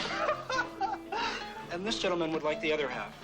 Stuart, would you like the top half or the bottom half? You're smooth, son. Smooth as golden. The face-off to Bannerman's right with 16:15 remaining in the second period. 4-1. The Oilers now leading the Blackhawks. Krushelnyski against Gardner. He got the draw. Back to Kozar, who fired it wide. Vogelin dumps it into the corner. Ben Wilson trying to work out of there for the Blackhawks. loses it. Krushelnyski attempting to move in front, and he was knocked off the puck by Murray. Long drive from a bad angle, handled easily by Bannerman. Ludzik loses it along the boards to Pozar. Now Patterson back of his own net. Drops it off for Wilson. Good forechecking here by the Oilers as the Blackhawks are having a great deal of difficulty vacating their own zone. Brought in again by Hughes. Coming back, Patterson picks it up, then runs into a stiff check from Fogelin. It's dumped into Edmonton territory. Kevin Lowe is back for the Oilers with 15:25 remaining in the second period. On a line change, the puck is fired down the ice. Here we can see the discipline of the Oilers, not getting trapped. They haven't given up a 3-on-2 or 2-on-1 in this game. Really playing well. They're making the other team take penalties. There you can see it again. Anderson's speed draws the penalty on DuPont. The Oilers, down the end of the season, played terribly. They've really picked it up in the playoffs, especially with their discipline at both ends of the ice. Hockey night in Canada and the Stanley Cup playoffs. The tradition continues. What's smooth? And now comes in a tall green bottle with a twist cap. Golson Mola. DuPont gets the holding penalty. This time it was Glenn Anderson that went to the outside of DuPont, made him draw the penalty. Look at the speed. Anderson was gone. Earlier in the game, you saw Coffey do it to another one of these Chicago Blackhawks. The speed to the outside is an asset for the Oilers. They realize it, and they're using it. They haven't even tried to go through the middle. Huddy over for Coffey. Back to Huddy. He banned on the shot. Picked up by Napier. For Messier. Back to the line. Messier gets it again. Messier tried to go rink wide. It bounces to Huddy. Over to Coffey. Back to Huddy. His shot. Knocked down in front. They score! On the deflection. Anderson, I believe, took the initial shot, and Mark Napier may have knocked it in. Well, the coaching staff of the Edmonton Oilers are a little concerned about the Oilers' power play. They weren't moving the puck quickly enough. They weren't getting that motion. Now you see it, how the Oilers moved it around, and the importance again, not so much the screen, but changing the direction of the puck. This time Napier gets that stick up, waist high, and Bannerman no chance because the puck changed direction. They're having fun, aren't they? No, they sure are. But you know what was interesting is you saw what line was out on that power play, moving the puck. It was Messier's line with Anderson and Napier. It wasn't Gretzky's line. Actually, when it comes to power play time for these Oilers, Messier's line moves the puck better than Gretzky's line. Well, with 14:35 remaining in this first period, the Oilers are threatening, or second period, the Oilers are threatening to turn it into a rout. They lead at 5-1. Great with a drive right on. Bannerman with the save. Loose puck is brought out. Long lead pass for Yaremchuk, who has scored the only Blackhawk goal. Too far for him. The official on that goal, Napier from Anderson and Huddy at 5:18. It might not be too long before we see Skorodinsky in goal with these Chicago Blackhawks. Bannerman, of course, has had trouble with some cold stomach muscles. He had a lot of work in that prior series. He may need a rest. Daryl Sutter across the line with Yaremchuk, but Yaremchuk was ahead of the play offside.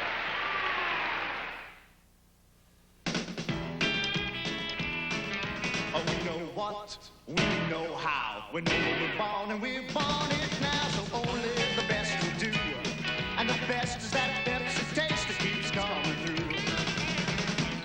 Come on, Pepsi now. You want the best taste. Come on and taste that best taste. Come on and make yours Pepsi now. Yeah. The face-off just outside the Edmonton line. Gretzky is out there against Troy Murray. I think this was a matchup that Bob Fulford was attempting to get, Murray against Gretzky. Well, I don't think Sather's too concerned with it right now with a 5-1 lead. You know, he feels that Wayne Gretzky can play against anybody, and he doesn't mind it at all. Gretzky with Semenko and Curry. He tried to slip it across to Curry, breaking in from the right side. It never got through. Semenko in the corner. For Curry, Curry back of the net to Gretzky. He was taken out of the play, gets it again, tried to feed it out front for Semenko, and it was deflected to the corner, and now it's cleared to center ice. Dumped in again by Edmonton. Gretzky lost the stick, still managed to kick it free to Semenko to Curry, and he tried to deflect it, but it bounced off a Chicago player, and the Blackhawks bring it back. Olchek, rink-wide pass, it hit the post. Actually, I think that got Grant Fuhr's goal stick first and went up and hit the post or crossbar. One of the few times that Edmonton has given up a 2-on-1 situation, and Chicago almost took advantage of it. Grant Fuhr just got across, and his goal stick is amazing. He uses that as an extra tool. He goes right, he extends it as much as possible. Watch how he slides across the stick with it. Now see how he went up on the shaft of the stick? Just got a piece of it, and that deflected it enough to hit that crossbar. That ultra slow-mo really showed it there, where you can see the puck come up and hit the shaft of the goal stick. Well, our ultra slow-mo provided by the Nicest Corporation for exclusive use on Hockey Night in Canada. And if there are any controversial calls during the course of this series, it may certainly come in as an advantage on our replays. 12:38 remaining in the second period. 5-1 the score in favor of the Edmonton Oilers. I don't think the goaltenders are going to like that ultra or slow-mo machine. They won't have any excuses anymore. Willie Nixon moving in. Backhand shot. Hanneman makes the save. 24-16 the shots on goal in favor of the Edmonton Oilers. Charlie Huddy plays it back at the net for Paul Coffey.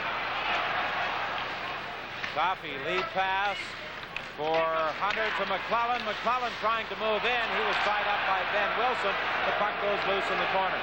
The Chicago defenseman plays it to the other side to Bob Murray. Into the center area for Lysiak. He ducks it into the Edmonton zone, but Darryl Sutter was way offside. Tonight's game on CBC is coming to you from Northlands Coliseum in Edmonton. The next time you see a beautiful car on Toronto streets, chances are it's a Ford or Mercury. Our quality is showing all over town. Ford's got the best sales increase of the big three, better than all the Japanese imports put together. Toronto, all our 85 cars are backed by Ford's 5-year DuraGuard warranty at no extra cost. Toronto, we can't be outdone. At Ford, quality is job one. Topaz, you made a believer out of me.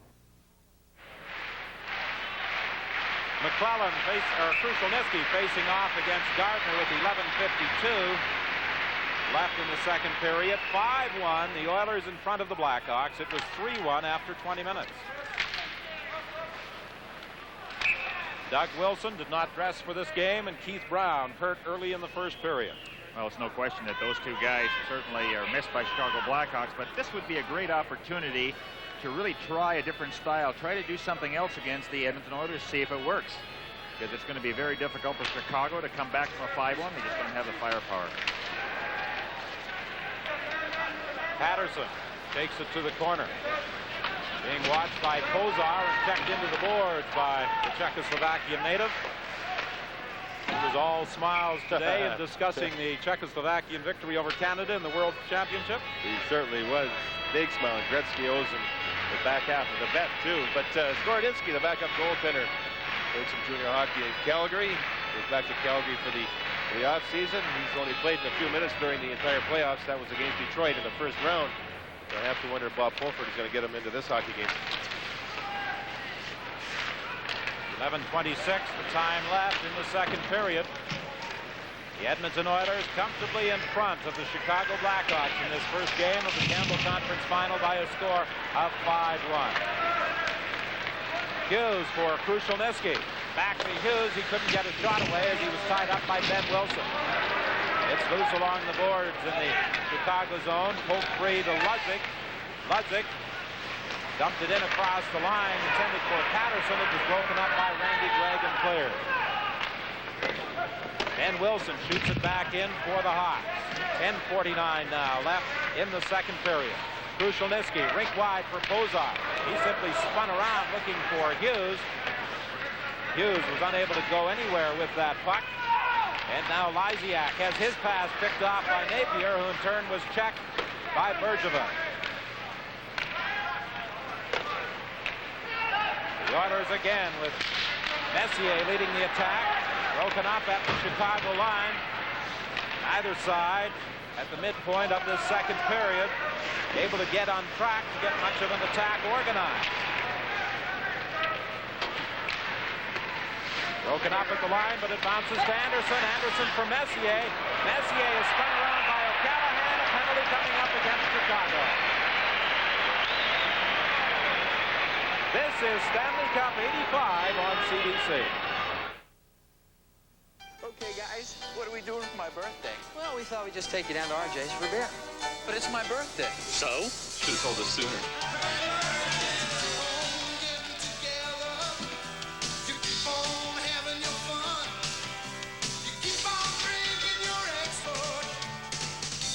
Thanks, guys. I love surprises. That's great. RJ, bring him the bill. Nice. Because it keeps on tasting great.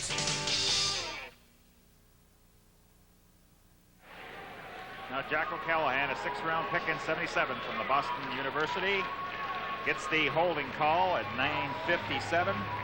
See if we can pick it up again. The spin around by Mark Messier, and that's that speed, the movement, and really a lazy penalty that the Blackhawks are taking. A lot of holding. And I think Gary, in defense of those people, when those quick hockey players like a Messier come in and do that spin around, that's very, very tough to defend against.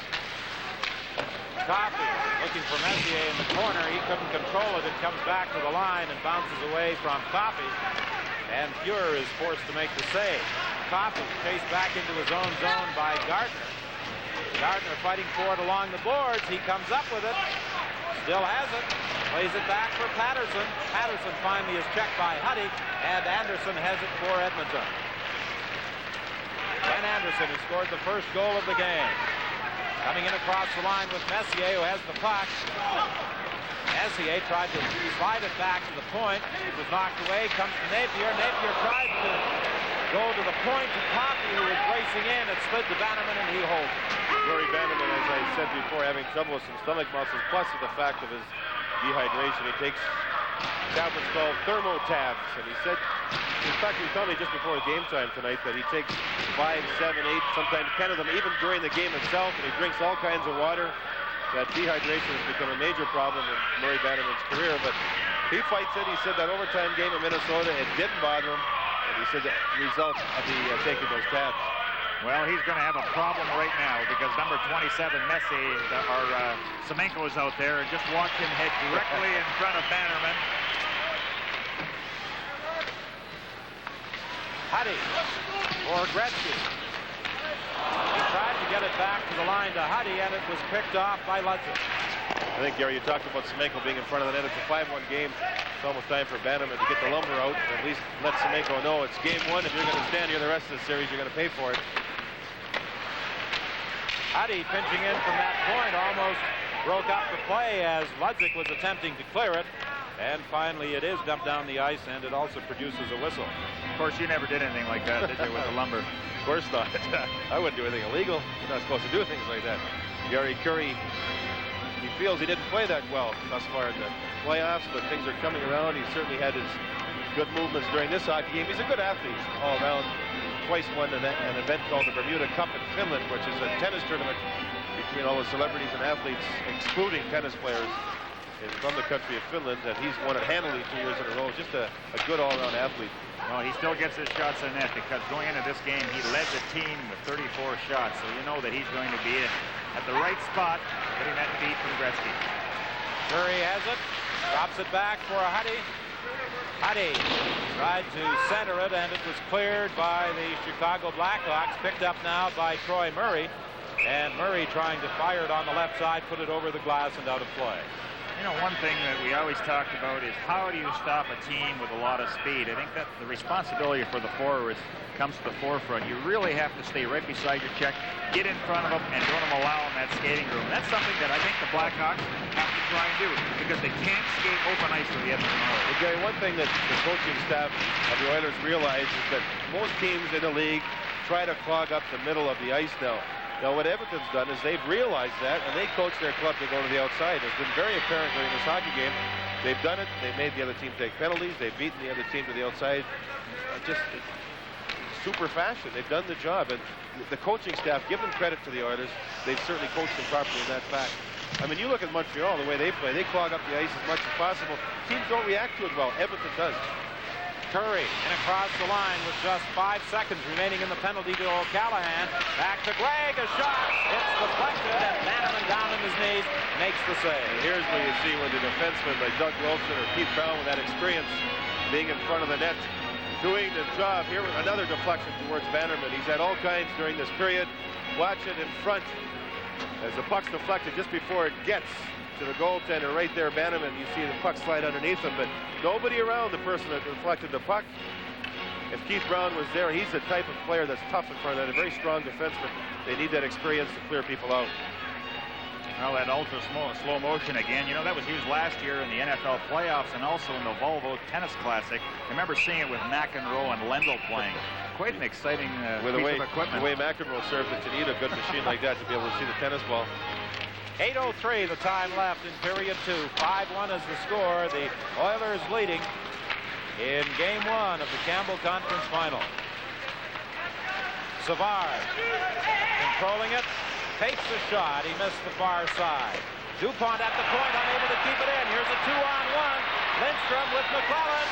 Lindstrom tried to get it across for McClellan, and Bannerman came out of the net to poke it away.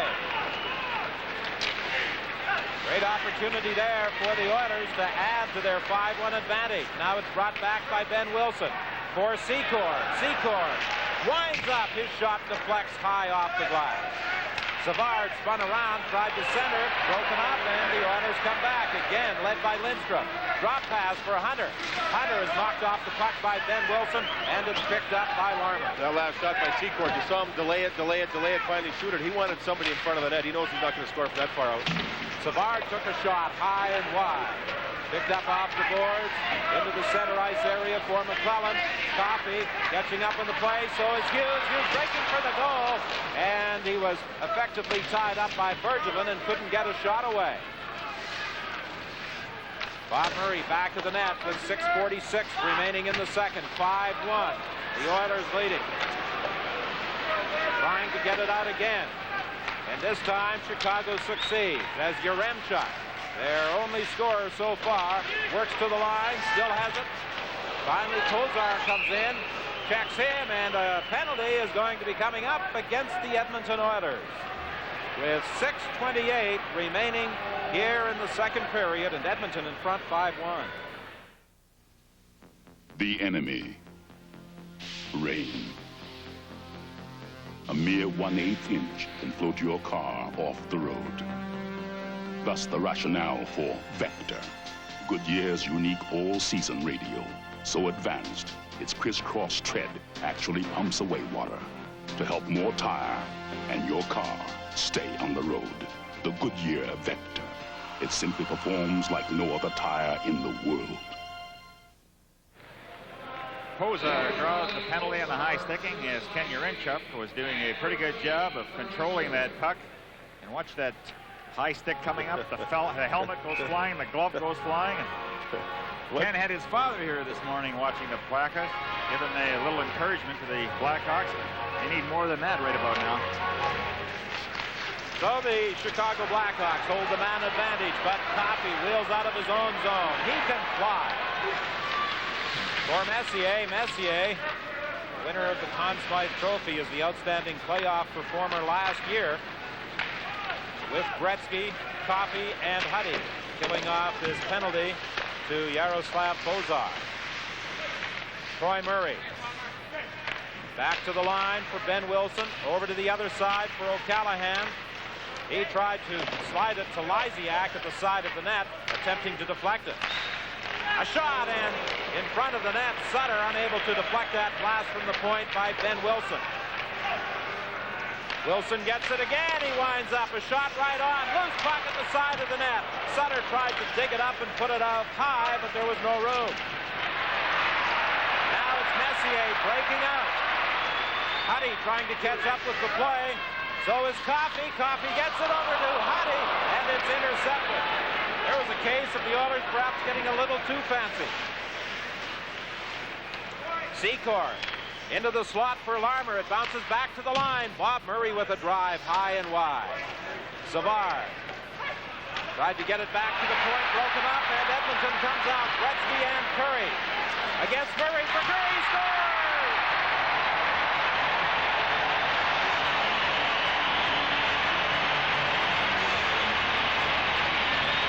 We have to stress the point again, fellas, of a forward play point on the power play. This time Gardner again gets trapped. Watch 14. He's trapped. He pinches. He should have. Got to take the man. Right, now it's a 2-on-1. And when Gretzky's got the puck, you know you're going to get it up on the other side of the ice, and he just timed that pass perfectly on the stick. Now, the person that scores the goal, which is Curry, is a right-handed shot over there, so Gretzky has to put it behind him a little bit. And he just put it perfectly on his stick, wide open goal. You notice how Gretzky lofted the pass over the defenseman's stick and put it right on top of his stick so that he could handle it. Well executed 2-on-1. 24 seconds remaining in the penalty to Yaroslav Pozar, a shorthanded goal. Again, let's watch the pass over to Curry. As Curry just put it right into the open side. Now remember, Curry's a right-handed shot, so the puck has to be passed back a little bit so if it's going to be right on his stick. Perfectly timed by Gretzky in the net. You know, Gretzky he already has 2 shorthanded goals himself in the playoffs this year. 1 more, he will tie an NHL record of 3, which he already shares for the most shorthanded goals in the playoffs. Unselfish, Wayne Gretzky passed the puck again. How many guys can make a pass like that, putting it over the defenseman's stick so that his wingman can control it? That's that soft hands that we're talking about. Some have cement, and then there's Wayne Gretzky. Bob Murray plays it into the corner. He gets the pass again for Secord at the side of the net. He couldn't get a shot away, and it's dumped down the ice. Just 2 seconds remaining in the penalty to Pozar, and now the penalized Edmonton player is back. 4:24 remaining in the second. Savard across the line. Takes the shot, the save by Pure. Kevin Lowe back of his own net. Plays it around the other side for Pozar. He pops it loose for Fogelin, and it's cleared to center. Gardner overskated it, and it's dumped back into the Chicago zone for Dupont. You know, you just have to sit here and watch the way these Oilers are playing. I've never seen them play better. The discipline in their end of their ice is just awesome. They're just doing the job. Chicago can't get a clear shot. They can't get a rebound shot. And it's not how bad Chicago's playing. Edmonton's doing the job. They've done it all playoffs. Patterson for Ludwig, a shot. A screen drive, and Pure had to react quickly on that one. You know, part of the maturity is when you have the lead, you don't fall into a shell or get overly aggressive and turn the puck over. And the Oilers have been very consistent in this way, and that's the maturity that Glenn Sater talked about his hockey club. At Esso, we're an energy company. But saying so isn't enough. We've got to show you energy and enthusiasm. With ongoing research that pushes gasoline performance further ahead. To change as your gasoline needs change. And with good, friendly service, you've come to expect more energy from a company like Esso. And because you do, we're getting better. 3:38, the time remaining in the second. 28-19 now, the shots on goal in favor of Edmonton. The Oilers have had the quality shots in this hockey game. And they also have a 6-1 advantage. To the line, and Ludwig deflects it into the center ice area. Mark Messier being harassed as he works back into his own zone by Gardner. He had it poked away, and now the Blackhawks try to set something up. They're passing a little erratic in that center ice area. And it's deflected down the ice and into the Chicago zone. Ludwig looking on the right side for Patterson. He got it over to Ben Wilson. Tried to center it. Broken up by Randy Gray. Loose puck almost picked up off the boards by Kurt Fraser. It goes back at the goal, and Messier dumps it around to the other side for Glenn Anderson, who started things tonight for the Edmonton Oilers. Head for Messier, too far. With 2:33 left in this second period. 6-1 the score. The Edmonton Oilers leading the Chicago Blackhawks. Game 1 of the Campbell Conference Final. Bergevin picked it off at the line for Troy Murray as he worked to the corner. He was knocked off the puck, and it comes out the other side for Napier. He tries to go back at the net. Having difficulty there against Kurt Fraser. McClellan comes in now. Fraser doing quite a job back of that Edmonton net. Finally, he's knocked flying, but it comes to the point of Bergevin. Bergevin, the rookie, pokes it into the corner along the boards and finally ties it up for a face-off. We remind you that this program is copyright and is strictly for the private use of our audience. Any reproduction, retransmission, distribution, or exhibition in whole or in part without the express consent of the Canadian Broadcasting Corporation is strictly prohibited. You know, you really have to admire Kurt Fraser. He's hurt. He's got that rib injury, wearing a flak jacket, and he continues to take that pounding. He hasn't missed a shift in this game. The attendance tonight, 17,308. That is 195 short of capacity. And there are still tickets available for Game 2 of this series on Tuesday night. The series will then shift to Chicago for Games 3 and 4 on Thursday and a week from tomorrow. And, of course, all games in the Chicago-Edmonton series will be seen on Hockey Night in Canada. Coffey on the left side for Hunter. He tried to return the pass as Coffey on the give and go was breaking for the net, but Hunter couldn't get to it. Now it's Sutter across the line. He's spun around, and the Oilers dump it into the neutral zone. Rink-wide pass. Lindstrom has to circle back into his own zone, try and set things up. Here come the Oilers again. Coffey for Hunter. A long drive high and off the glass. Back at the point, Charlie Huddy takes shot, scores! It deflected off Bannerman's shoulder. I think that also hit Lindstrom there because he was skating towards the front of the net. And that high-rising shot from the point glanced off of Lindstrom. Let's see if we can pick it up. But again, the good forechecking set up that goal. You know what? Might have gone off his shoulder. Svensson is trying to get out of the way. We'll have to wait for the call. One way or the other, it certainly screened Bannerman. Bannerman a moment ago had trouble with a high shot. Now this is another high shot, went right over his shoulder. Things certainly aren't going in the proper fashion for Murray Bannerman. I would think he'll see Skorodynsky in goal for the third period, but the Oilers are doing the right thing. Just get the puck, fire it towards that net, see what happens. They capitalize. Hey, John, there's a couple of ways of setting up the screen. You can remain in a stationary position, get in front of the goaltender, or as the shot is directed at Bannerman, just skate in front of him. So it works. Yeah. Huddy's second from Hunter and Coffey at 18:57. It's 7-1. 51 seconds remaining in the second period. Here's a 3-on-2 for Chicago. Savard leads the attack. In front for Olczyk. Olczyk went to the backhand, and Grant Fuhr came way out. Now it's Gretzky on a breakaway. Gretzky going in. Fired it wide. Gretzky was being bothered as he broke in by Bob Murray. How about the save by Fuhr? You see how he didn't beat himself? He went up, made the shooter make the first play, and just simply stood there and stopped the puck. This guy doesn't beat himself anymore. There's another person that's matured as a player, Grant Fuhr. And then the transition play quickly out of their own end. Here's Gretzky again across the line with Curry, but he put himself offside as he spun around. You know, that's what really amazed me about the Oilers. Grant Fuhr makes the pass and the save, and immediately the pass goes out, and away they go. Few of the Blackhawks upset with the fact that after the whistle had gone, Curry put the puck into the open net. It's sort of rubbing a little egg in the face of the Blackhawks. The players responded. But, you know, on that last save by Grant Fuhr, we'll watch Fuhr how he doesn't beat himself. He moves across, he stands there, then he moves. Look how he's set. Perfect goaltending. And then, as soon as all that was happening, Gretzky knew he's not going to do any much good by coming back further than what he was, so why not get out in the open? The players pick up on it, and here he just missed the net with that shot. Amazing. Gretzky realizes no sense in me standing there while all that's going around the goal crease of Grant Fuhr. Why not get into the open behind the defenseman as they're watching the play? He starts turning immediately as soon as his teammates pick up the puck, and he's gone. Here's another chance for the Oilers in the final seconds of this period. Broken up and cleared as the siren sounds. And so the score at the end of the second period is Edmonton 7, Chicago 1.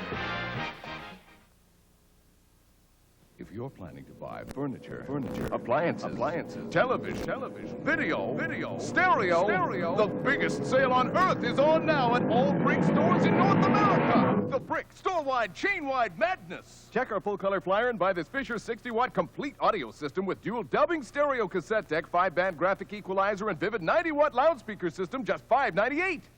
The Brick store-wide, chain-wide madness on now, Scarborough, Mississauga, Brampton, and Central Toronto.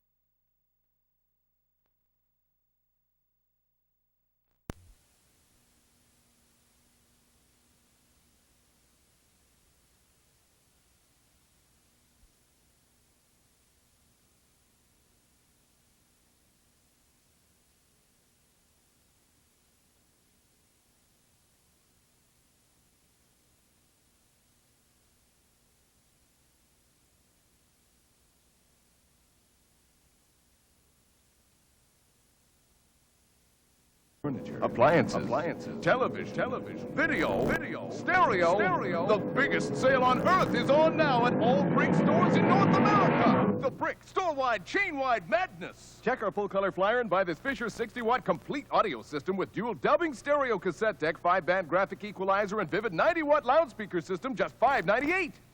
The Brick store-wide, chain-wide madness on now, Scarborough, Mississauga, Brampton, and Central Toronto. 7:45 a.m. The Waltons were enjoying their holidays 2,000 miles from home when all of a sudden it happened. Transmission problems. Jack wasn't worried, though. He looked to the telephone book to find that friendly name, Mr. Transmission. With over 80 centers across Canada, Jack knew he would find a Mr. Transmission close at hand. 3 p.m., the Waltons were on their way again. That's why people are saying, Hey, Mr. Transmission. Hey, Mr. You're a friend of mine.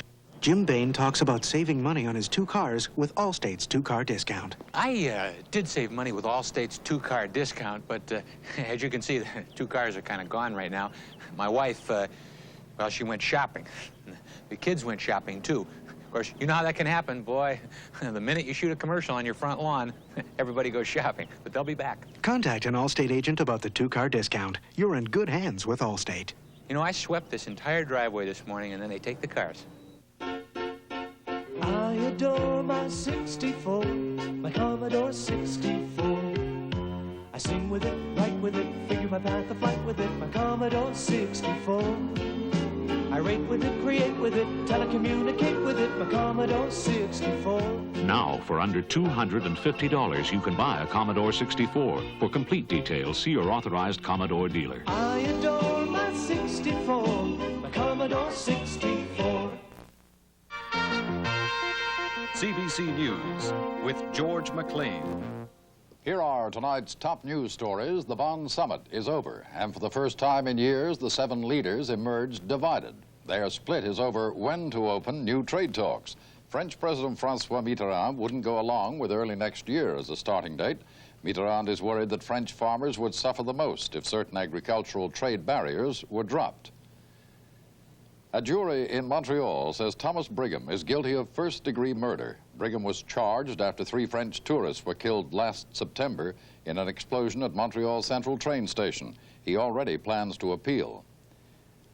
And New Brunswick Liberals have picked a new man to try to unseat Conservative Premier Richard Hatfield. Frank McKenna, a 38-year-old lawyer, won the leadership handily this afternoon. The rookie MLA got twice as many votes as his lone rival. We'll have more on these and other stories later tonight on The National. But now back to hockey night in Canada.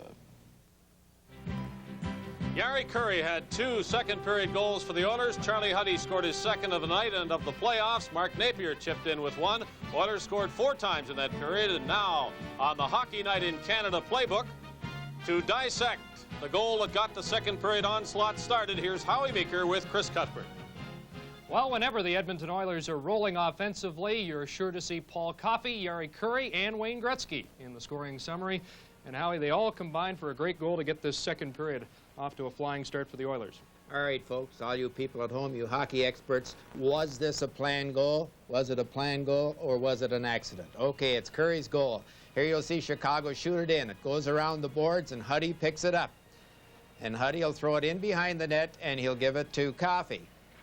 Now, Coffey just throws it around the boards like he's doing absolutely nothing with it. And who's standing there? Gretzky.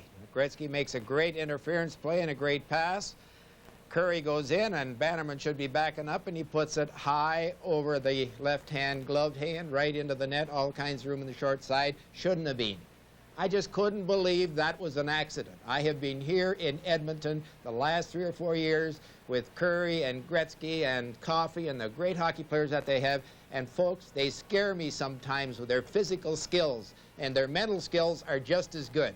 Okay, let's go back and take a look at this. This, I'm convinced, is a planned play. Okay, let it go.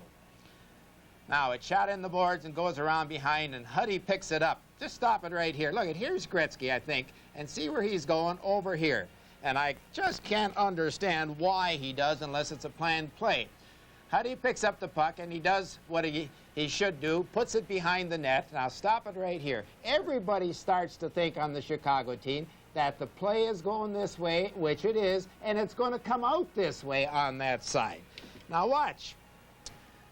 Coffey picks it up and he shoots it high up. Stop it right there. Look at that player's going this way, this player's going this way, and the defenseman out on the blue line was going that way as well. He rings it around the boards as hard as he can, and who's standing out at center ice? Look at this. There he's standing there waiting for it, folks. Picks it up, drops it back to Curry, and Curry goes in and does what he does so extra good, puts the puck in the net over Bannerman, who I said should have been backing up. But the mental thoughtness, they're 2.5 jumps ahead of anybody else, and they play this game like no other hockey team has ever played it before, particularly on offense. I guess what's so impressive, Howie, is many teams wouldn't even think of that play, and the Oilers work on that type of thing all the time. Now, quickly, before we let you go, are the Chicago Blackhawks that bad that they're losing 7-1, or are the Oilers that good?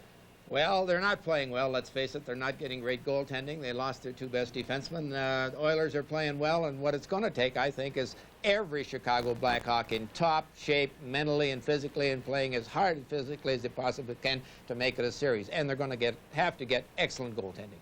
Thank you, Howie. Dave Hodge is next with Chicago assistant coach Roger Nielsen. The Stanley Cup playoffs on CBC continue in just a moment.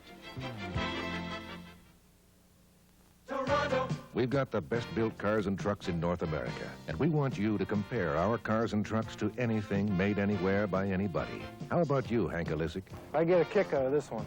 How about you, Lori Howe? I compared. My new Topaz is the best car I've ever driven. Toronto, now get Ford's 5-year DuraGuard warranty on all our 85 cars. Toronto, we can't be outdone. At Ford, quality is job one. Tempo, you made a believer out of me. This is how we know you best, CN. A railway line spanning a continent.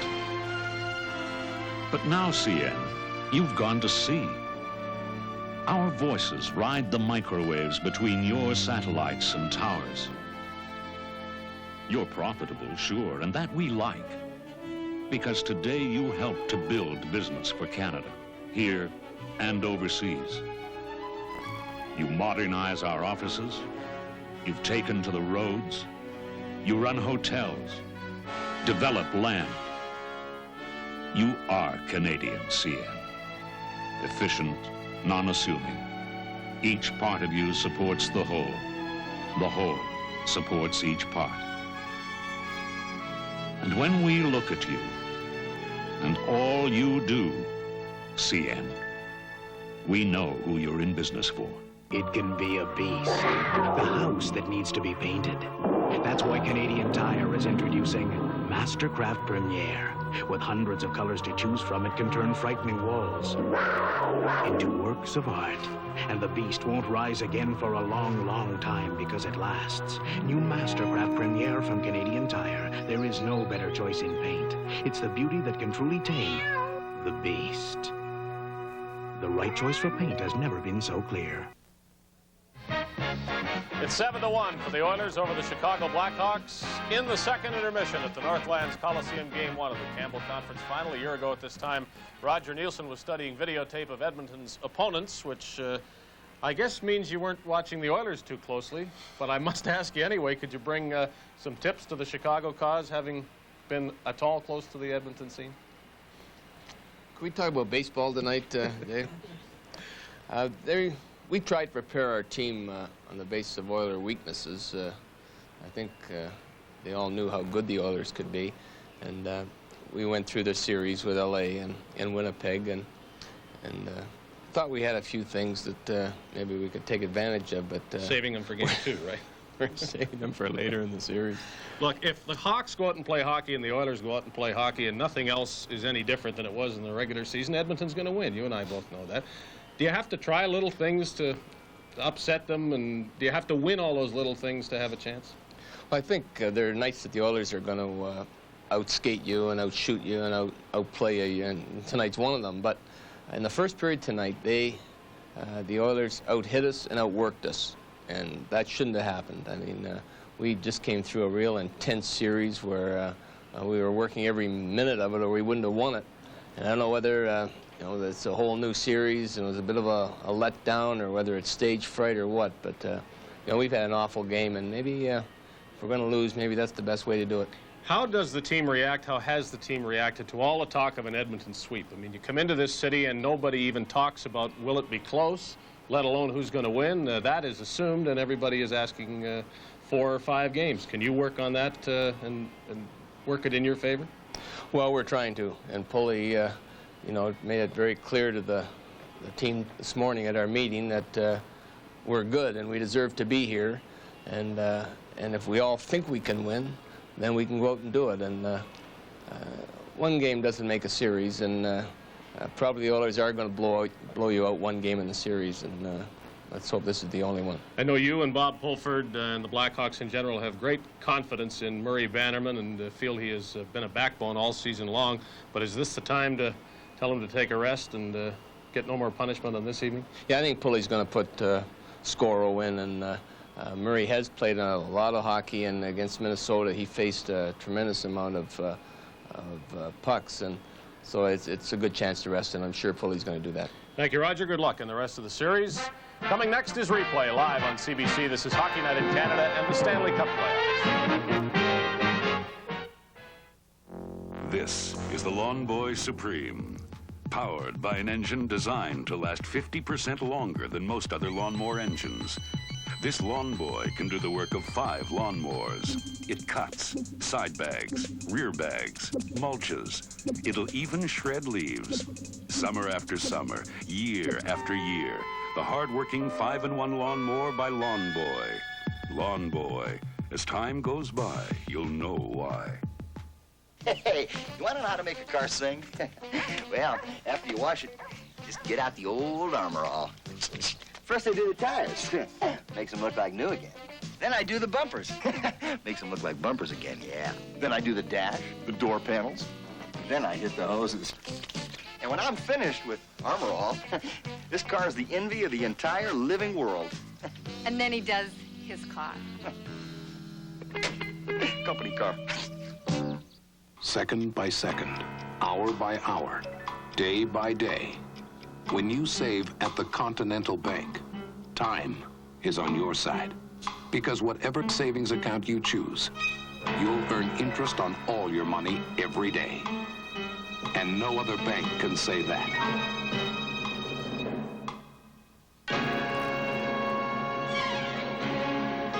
Continental Bank of Canada. Bankers in action. For Eric Paunak, who knows there is no green in Greenland, we introduce a whole new spring. New Irish Spring deodorant soap with a new, fresher fragrance. It's like nothing you've ever known before. For C.J. Harden, who rarely sees the light, a touch of spring.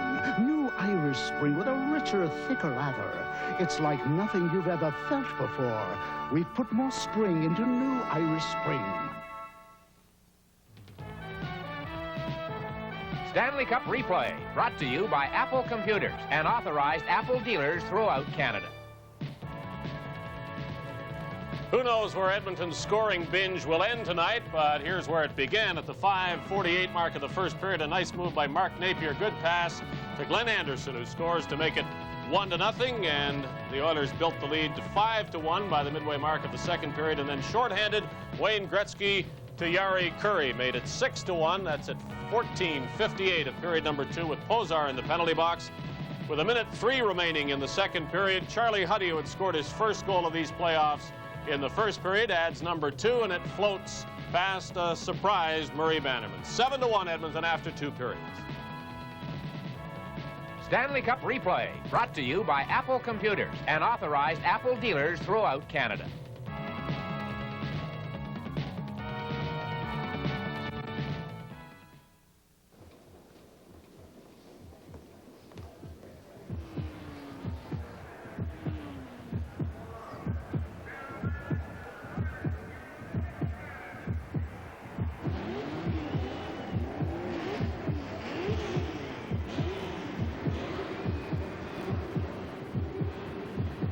Now you can take a Macintosh business computer to your business for a free test drive. It'll blow your mind. Of all the great beers brewed in this country, nothing's ever come close to the taste of export. It keeps on going down easy, looking and tasting just right. Hey, you remember last year when we went ice fishing? Yeah. Never again. Hey, I got a bite. That was frostbite. It wasn't frostbite. You never come out. Keep on drinking your export, 'cause it keeps on tasting great.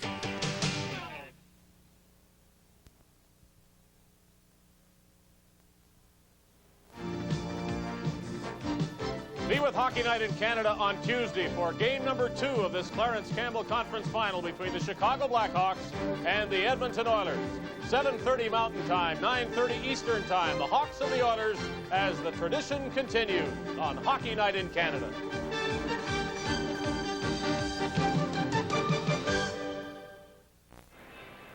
Well, we're just about ready to start the third period, and John, there's a lot of pride in that dressing room, the Chicago Blackhawks, and I know they're disappointed the way things have been going for them. And one important factor, I think they have to win this period. They have to give a good account, get that confidence back again. Well, one thing that this club has started to do is believe in Bob Pulford.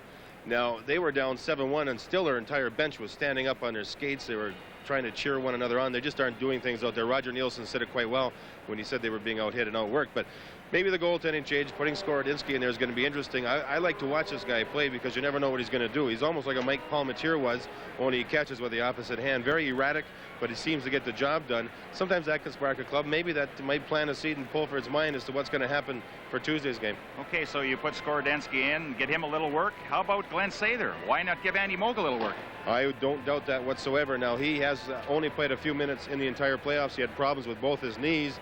When they were up by a large score in the last game against Winnipeg, he put Andy Moog in for the last 5 minutes. I wouldn't be surprised at all if we see him here for the third period, and it would be a very good move by Glenn Sather.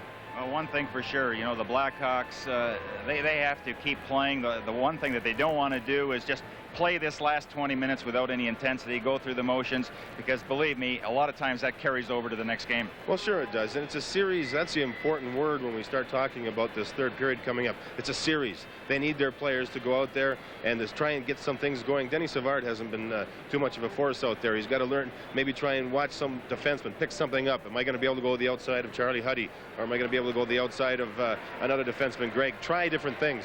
Well, you've played for some good coaches, John, and I'm sure that when things are not going well for you, that's the time in the third period to experiment, try a lot of different things. Well, they have to. They have to go with their fourth line a lot more than they have before. What I would do, another thing that may be a key point, is to try somebody else on the point on that power play. I'm not taking anything away from Gardner. It's a tough position to be put in, but perhaps try somebody else. Well, we'll wait and see, but before the third period starts, Don Whitman. And gentlemen, you were absolutely correct. Warren Skorodinski is going to start in goal, and it's a 7-1 hockey game with Kurri, Napier, Kurri again, and Huddy scoring for Edmonton in that second period after they led 3-1 after 20 minutes of play. However, that suggestion that perhaps Andy Moog would replace Grant Fuhr has not materialized. Fuhr is out there. Skorodinski who signed as a free agent with the Chicago Blackhawks, replacing Murray Bannerman for this third period. Now, the Edmonton Oilers are 7-0 in this year's playoffs, and almost certainly they will go 8-0, and a consecutive playoff game victory string of 11 as Murray Bannerman gets a well-deserved rest over at that Chicago Blackhawk bench. Andy Moog played the final 5 minutes of the final game against the Winnipeg Jets in the division final, and Andy Moog, some thought, might come on in this third period, but Grant Fuhr is staying in there. Now, this record of 11 consecutive playoff victories held by Montreal. The Canadiens have done it 3 times, and the Boston Bruins once. And there's also another record within grasp of the Oilers that is held by the Montreal Canadiens, and that's most goals in one playoff game. Montreal scored 11 times in blanking Toronto 11-0 in the 1944 Stanley Cup playoffs. The way this Edmonton Oilers team can explode, it is certainly possible tonight that they could wind up with 11 goals. Anderson dumps it out into the center ice area. Dupont, rink wide for Ben Wilson. Wilson looking for Yaremchuk in the center ice area. The puck bounced away from him. Messier for Napier. Mark Napier now on the left side for Messier. Across the line, Messier looking for Anderson, and he took a swipe at it, but Skorodensky stood his ground. Yaremchuk being bothered by Anderson as he comes out from the side of that Chicago net. Got it to the line and out into the center ice area. Long shot on Grant Fuhr. He steers it off to the corner to Kevin McClellan. Rink-wide pass for Willie Lindstrom, broken up by Larmer. Larmer for Savard, but he was offside. Murray Bannerman getting some, what I would call, deserved rest the way he's played. He was the player of the series for the Chicago Blackhawks against the Minnesota North Stars, but perhaps a mental block when he plays the Oilers. He's never played that well against them. That's always interesting you say that, John, because, you know, is that prominent with goaltenders that one team continually puts that puck by Sure. the goaltenders? I mean, think about that. Milosh had that problem with the Blackhawks. That's why they tried to get Beaupre in there as much as possible after Milosh had a fine series against St. Louis. Willie Lindstrom on a breakaway score!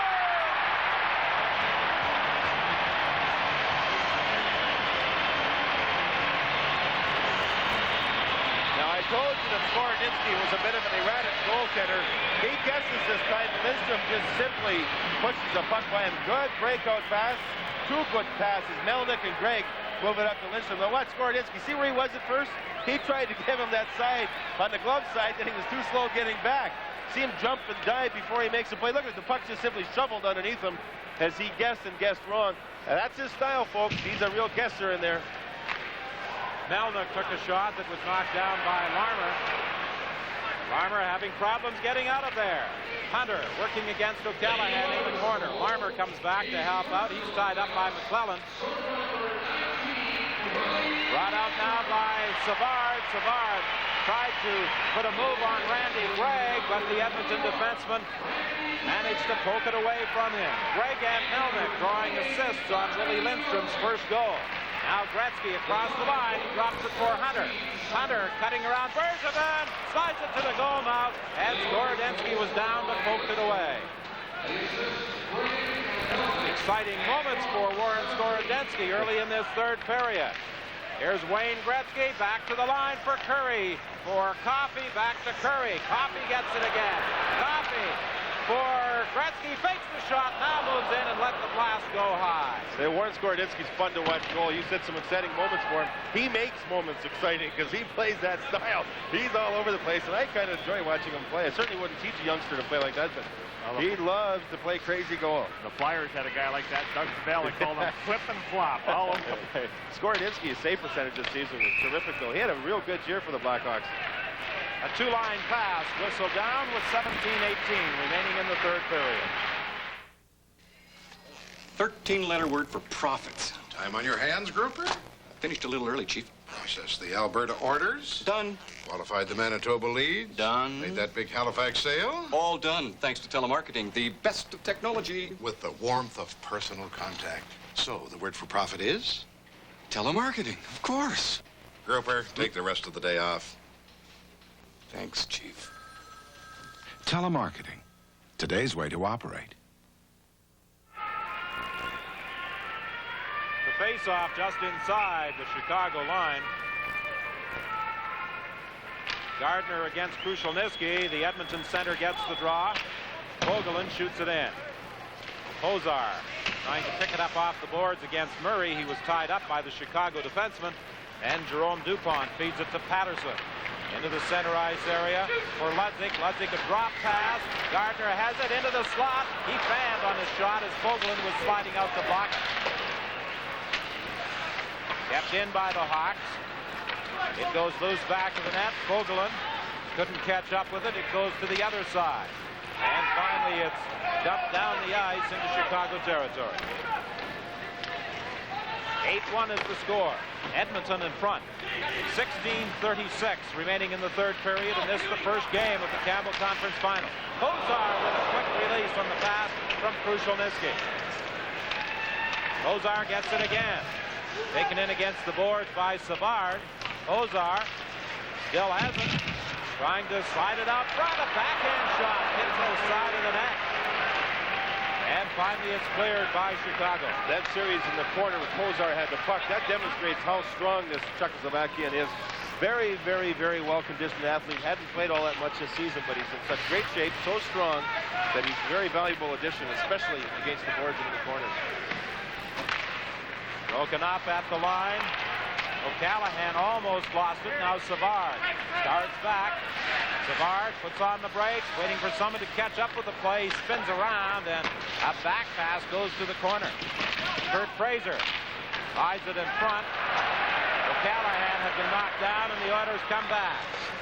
Napier, rink wide for Anderson, and Skorodensky got a piece of that one, and it's dumped down the ice, and this will produce an icing call against Chicago.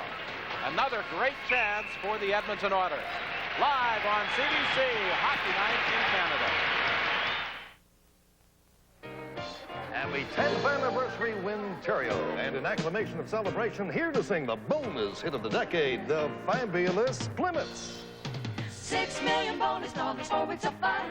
Instant bonus cards and instant cash to be won. If you don't win in an instant, then the best part of all, you get to qualify for the grand bonus draw. Ooh-wee, ooh-wee. So celebrate and don't be late. Grab your ticket today and dance. Winterio. Well, it's always nice if you're on the winning side to enjoy a game like that. The players, they play with a lot of confidence. They enjoy getting out there, and they're probably fighting their way to get on that ice on the bench. Everybody wants to get out there and not miss a shift. Paul Coffey racing in from the point into the slot area. Willie Lindstrom had it knocked away, and Yarenchuk, trying to break out, was caught by Paul Coffey, who came back very quickly. There was some concern with the Oilers earlier this week with a foot injury suffered by Paul Coffey, but the way he's flying tonight, he isn't having any problems. Let's talk about Skorodensky's style again, how he has his body going in all different directions at the same time. Anderson has a good chance to score here, and the save is made, but watch Skorodensky. He's going to his left, he puts his arm up to the right, bouncy style. You saw the puck deflect off his blocker and up over top of the net. You know, Skorodensky was, in sports, is termed as a free spirit. But he settled down, he got married last summer, and he realized that he had a chance to make the National League, settled right down, and again, I say he had a pretty good season. And there's the person that very nearly scored on him, Glenn Anderson. A good save by Skorodensky, but erratic. Ben Wilson gets away from Hunter, tries to put another move on McClellan, has it poked away, and Willie Lindstrom breaks out with Coffey. Coffey with a drive, save, and Skorodensky out to cover up. Well, you would think that the Oilers, Paul Coffey, now that they have an 8-1 lead, would just hang back and play defense. That isn't the case. You know, whenever he has an opportunity of going, away he goes. And again, we're going to see it on the ultra slow motion, how he just wheels. And it's the 2-on-1 break. Skorodensky stands up and gets a piece of it. He doesn't really challenge it, does he? Stays close to that net. He's aggressive style, though. He may one time and another time not. You don't know what he's going to do, but you see the room Coffey had a 2-on-1. They had all the time to wind up, take the slap shot. Why change his style? That's Paul Coffey's style. He's not going to change. Here's a 2-on-1 for the Blackhawks, but The reason it was a 2-on-1, it was also a 2-line pass, so it's whistled down. It's interesting the way Roger Nielsen was talking about the style of Bob Pulford with his very intense style. A lot of the players still call him Mr. Pulford. That's Cliff Corral, the assistant coach on the bench, and he's in contact with Roger Nielsen. They've been very impressed with the work of Roger Nielsen this year. In fact, they've offered him the job next year, along with Pulford, called a co-coach, not an assistant, the co-coach. Very important person with this hockey club, the Blackhawks. Well, Pulford believes in the technical aspect of the game, so Roger Nielsen would certainly fit right in there. Out front to Semenko as Gretzky centered it, and the big fella fanned on the shot. Lysiak's rink-wide pass deflected up into the crowd. You know, whenever Coffey or Gretzky get a chance to score, the building lightens up here in Edmonton, but whenever Semenko gets a chance or makes a great play, the fans are even louder. They really respond to Dave Semenko. I think they appreciate his efforts out there. Look at how he just fanned on. He tried to shuffle it with a coal shovel into that net. You know, the other thing that's amazing is he missed that chance. The style, the pattern of his hockey sticks are identical to the one that Gretzky uses. It's funny they just don't seem to go in the same way, isn't it? Well, he tried to put it in like Curry would put it in. 14:09 remaining in the third. 8-1, the Oilers lead the Blackhawks. Many people have predicted that this would be a 4-game sweep for the Edmonton Oilers. And from what we've seen in this opening game of the Campbell Conference Final, certainly nothing to refute those claims. Here's a 2-on-1 for Sutter. And Sutter clear way out of his net to make the save. Tonight's game is coming to you from Edmonton. Okay, guys, what are we doing for my birthday? Well, we thought we'd just take you down to RJ's for a beer. But it's my birthday. So? Should have told us sooner.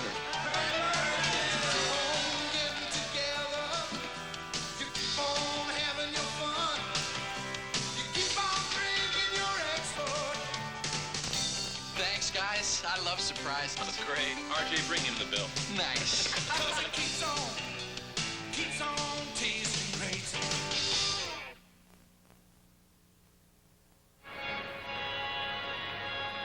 Face-off to the left of Grant Fuhr. He hasn't had that many really difficult saves, but he has made some outstanding saves here for the Edmonton Oilers. Only beaten once, that by Ken Yaremchuk in the first period. DuPont almost fell as he tried to break out of his own zone and very nearly lost the puck. Krushelnyski leading the attack for Pozar. He was looking for Pat Hughes breaking in on the right side, and Hughes was effectively tied up.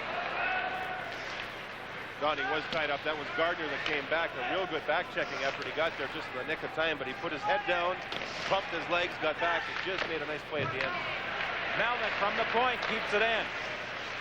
Krushelnyski for Melnick. Melnick takes a look back to the point. Pozar has gone back there to replace Melnick at that point position, but Melnick is fighting for it in the corner. He's staying in there. He's going to try and slide it out front. Now it comes back to Pozar. Pozar centered it, and Hughes was unable to deflect it. Randy Gregg dumps it back into the corner. DuPont trying to get it out, unable to do so. Pozar was upset in the slot as Krushelnyski tried to center it, and now it slides out to the center ice area. 12:25, the time left in the third. Well, the John Taylor's Hockey Club certainly getting good mileage from that fourth unit. Krushelnyski, Pozar, and Hughes really did a number there. A good, strong forechecking. Now it's Willie Lindstrom starting out with Hunter. He dodges a check from Troy Murray, but Murray manages to come up with the puck. Murray, a very rugged individual, played at the University of North Dakota, and in 1981 was with the Canadian team that won the World Junior Hockey Championship. Paul Coffey likes to go to the outside. He does it. Saved by Skorodenski as it does dribble past the corner. You can say what you want about Skorodenski, but I love watching this guy play. He was off his feet. He made the save. It was quite an effort again by Paul Coffey. What wheels. He just turned it on. Young Mark Mercerman was the defenseman. Coffey went wheeling around him. Now, when he beats the defenseman here, watch the goaltender Skorodenski. You got to love it. Watch how he beats Bergevin just to the outside because he is flying. Now watch the goaltender leave his feet. He slides across. Look at him. There he goes. He gets the job done, though. He stopped it, kept the puck out. You know, John, that all started out at the Edmonton end of the ice where Coffey wheeled it to the right winger, and Coffey in full motion picked up the return pass and did the rest himself.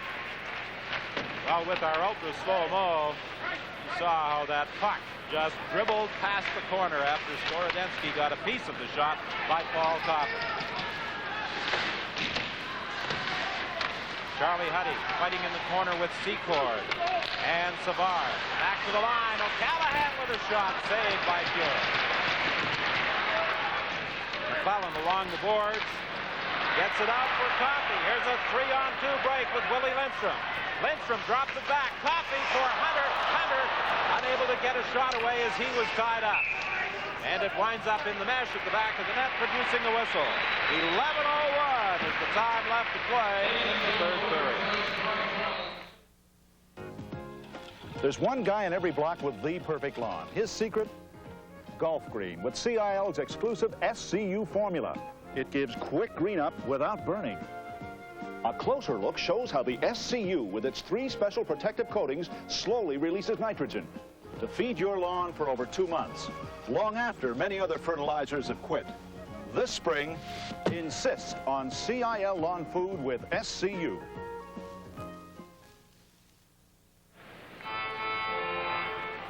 .37-24, the shots on goal. John Davidson, you were saying earlier that against Minnesota, the Blackhawks average, what, 47 shots a game again? Oh, yeah, lots of shots against Benjamin. That's why I could see him taking at least the third period off here. He had a lot of work. Chicago gave them up, but Chicago were able to score goals because Minnesota wasn't that disciplined. Edmonton is quite disciplined.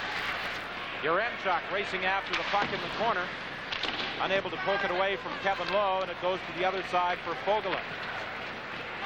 The Oilers to the attack again, led by Messier. Drop pass for Anderson. Anderson back to the line. Kevin Lowe trying to move into the slot, had difficulty controlling it. 10:26, the time left. 8-1 the score in favor of the Oilers. Brought in across the Edmonton line. Kevin Lowe loses it along the boards as Darryl Sutter drops it in back of the net. Fogelin plays it the other side for Kevin Lowe. Now to Mark Napier. He cleared it to center ice. Callahan plays it off the glass and back in. You know, Glenn Sather continues to switch wings around here. He switched Napier and Anderson, with Napier playing the left side and Anderson the right side. Into the center ice area. Patterson with Gardner. Gardner poked it across the line. He tried to race into the corner after it. He was tied up by Melnick. Played off the board for Gretzky. Gretzky has a breakaway. A shot saved by Skorodensky. Big rebound, and it's dropped back into the pads of the Chicago goaltender. Hockey Night in Canada and the Stanley Cup playoffs. The tradition continues. You keep on drinking your export, 'cause it keeps on tasting great. Skorodensky just finished robbing Wayne Gretzky. Gretzky timed it perfect to get the breakaway. Watch Skorodensky. He's guessing. He's trying to give Gretzky the glove side. By that, I mean, he moved over to his stick side more. He left that opening. As soon as Gretzky put his head down, Skorodensky moved immediately to his left and robbed Gretzky on the breakaway. You know, that pass from Curry to Gretzky happened deep from the Oilers' zone. Gretzky hanging around the center ice area. But how the two of them work so well together, boy. Curry and Gretzky. Curry took a look and banked it off the boards to Gretzky, knowing where he would be. 9:17, the time left. Here's Gretzky in across the line. A drive, he scores!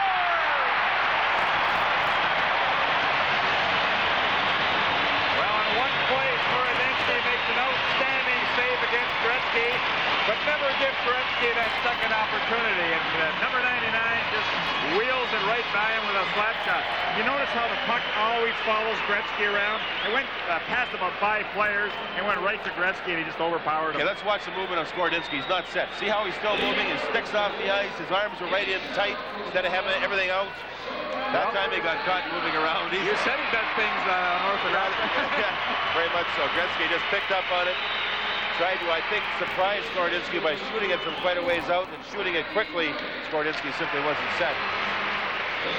10:49, the time of Gretzky's 7th playoff goal, set up by Randy Gregg. Here's a break for Troy Murray, going in, over to Ben Wilson, and Pure made the save. Grant Pure has not had, as I said earlier, that many really difficult shots, but on the 4 or 5 that he has had to contend with, he has really come up with some outstanding moves. Kozar into the slot. He gets it again. They score! Pat Hughes! Well, I think the fans here in Edmonton wanted 10 goals. They just got it. Top corner, Pat Hughes. You have to be impressed with the way Pat Hughes releases the puck. 3-on-2 Kozar takes a good play by getting jammed up here in the middle. Nobody picks up Hughes. Look at 3 Blackhawks there standing still. Hughes, quick release. The Blackhawks in their own zone don't know who to take. They're not taking the right people. 3 of them end up right there in the middle. Hughes is by himself. Top corner. Well, also, when the Oilers get an opportunity to score, get that 3-on-2 break, they normally put it in. And that's the real advantage they have over a lot of other teams. They capitalize on their chances. Hughes from Kozar and Krushelnyski at 11:25. And the Oilers are in double figures. And 1 goal away from equaling a single-game production set by Montreal in 1944. Hockey Night in Canada returns in a moment. The next time you see a beautiful car on Toronto streets, chances are it's a Ford or Mercury. Our quality is showing all over town. Ford's got the best sales increase of the big 3, better than all the Japanese imports put together. Toronto, all our 85 cars are backed by Ford's 5-year DuraGuard warranty at no extra cost. Toronto, Toronto, we can't be outdone. At Ford, quality is job one. Topaz, you made a believer out of me. Gary Dornhofer, you've seen the Edmonton Oilers play all their playoff games in 1985. Some have suggested they're getting better with every game. Would you agree? Very much so. They've got their attack going. Everybody's getting involved, and they just keep going and going and going. And it has to be very discouraging for the Chicago Blackhawks. This is to the point now it's become a no-hitter. Chicago have to get involved. I mean, it's still a series. They just can't let this continue to happen. Get in front, get your nose dirty. Get involved, bump and grind a bit. They've stopped using the body. They're not hitting anybody anymore. Take an easy way out. Here's Anderson trying to cut in front, and the rookie Bergevin stepped into him and knocked him off the puck. 7:56 is the time left to play. Dumped down the ice. Icing waved off as Bergevin goes back for it. Into the center ice area for Larmer. Over to Savard. He shoots it in. Messier for Anderson. Anderson started the onslaught in that first period. He scored at the end!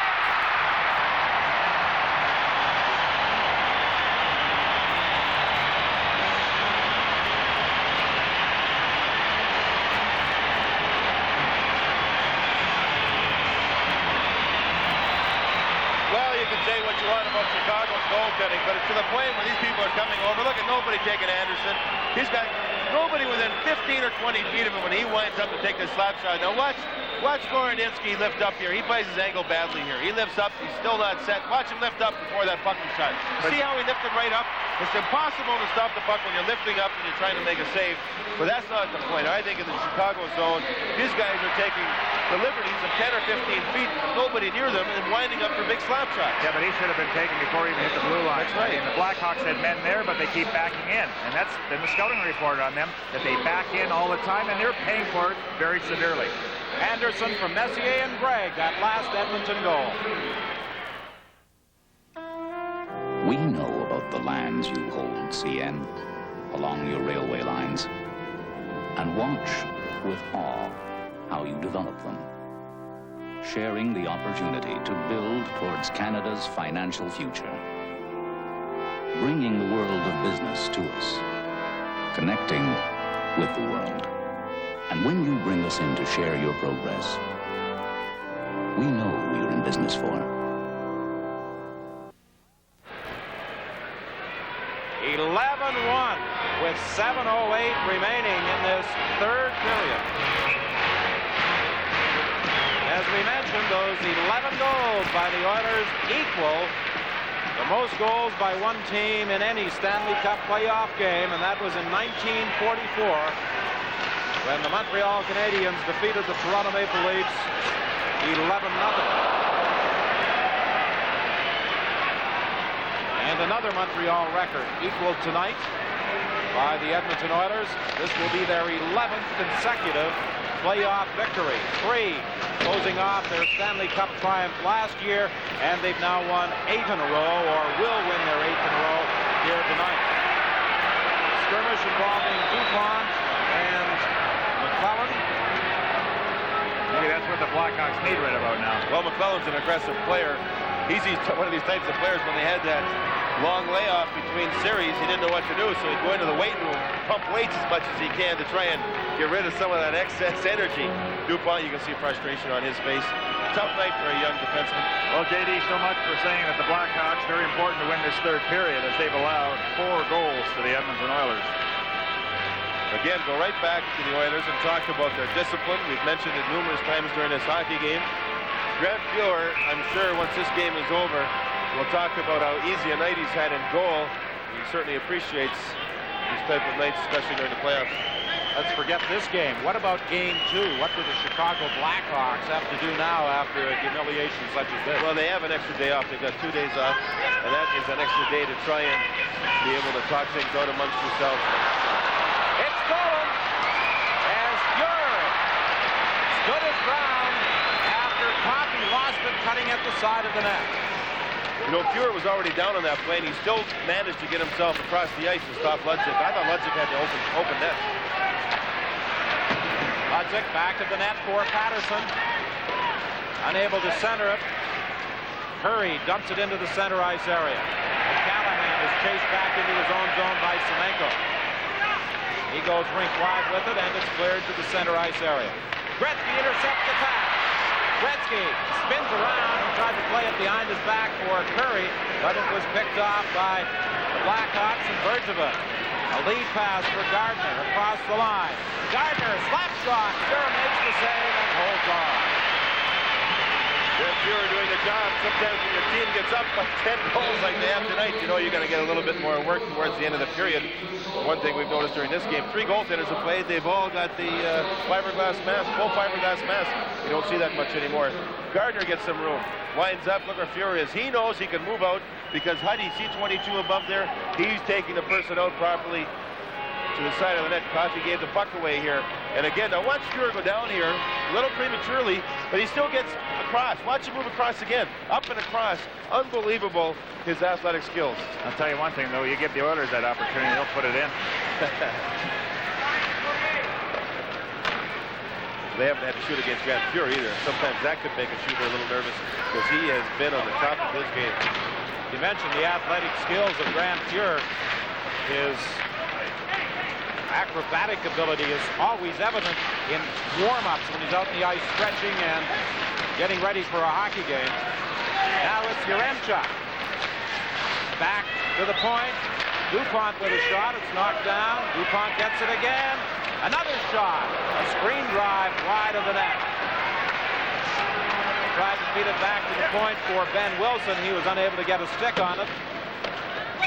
Out to center ice and dumped back in offside on the Blackhawks. Yeah, the Blackhawks depend really on the scoringness of Art Larmer and Secord. That line has been invisible tonight. And how about Lysiak, Sutter, and Yaremchuk? Really, that line hasn't produced anything offensively either.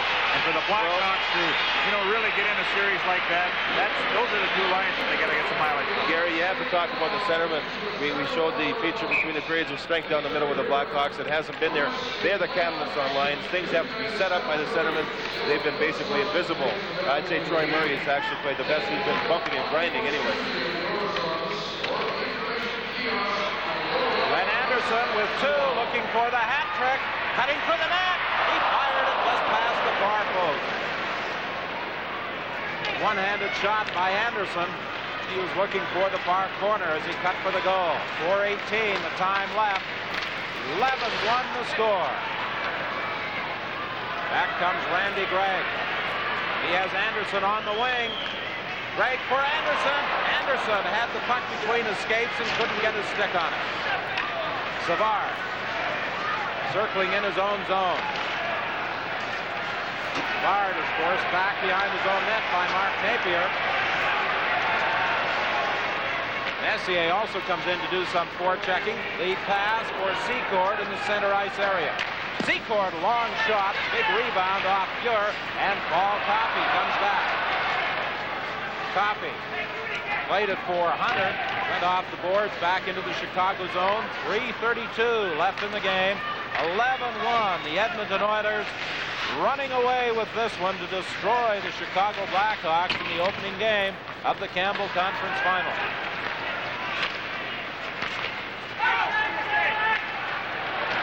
Here's a 2-on-1.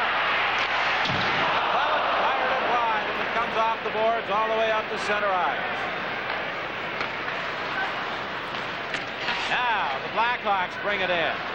Ludwig has it poked away by Coffey. Ludwig back in the net. Fighting along the boards with Huddy. Coffey comes in to help out. He digs it out. Ahead for McClellan.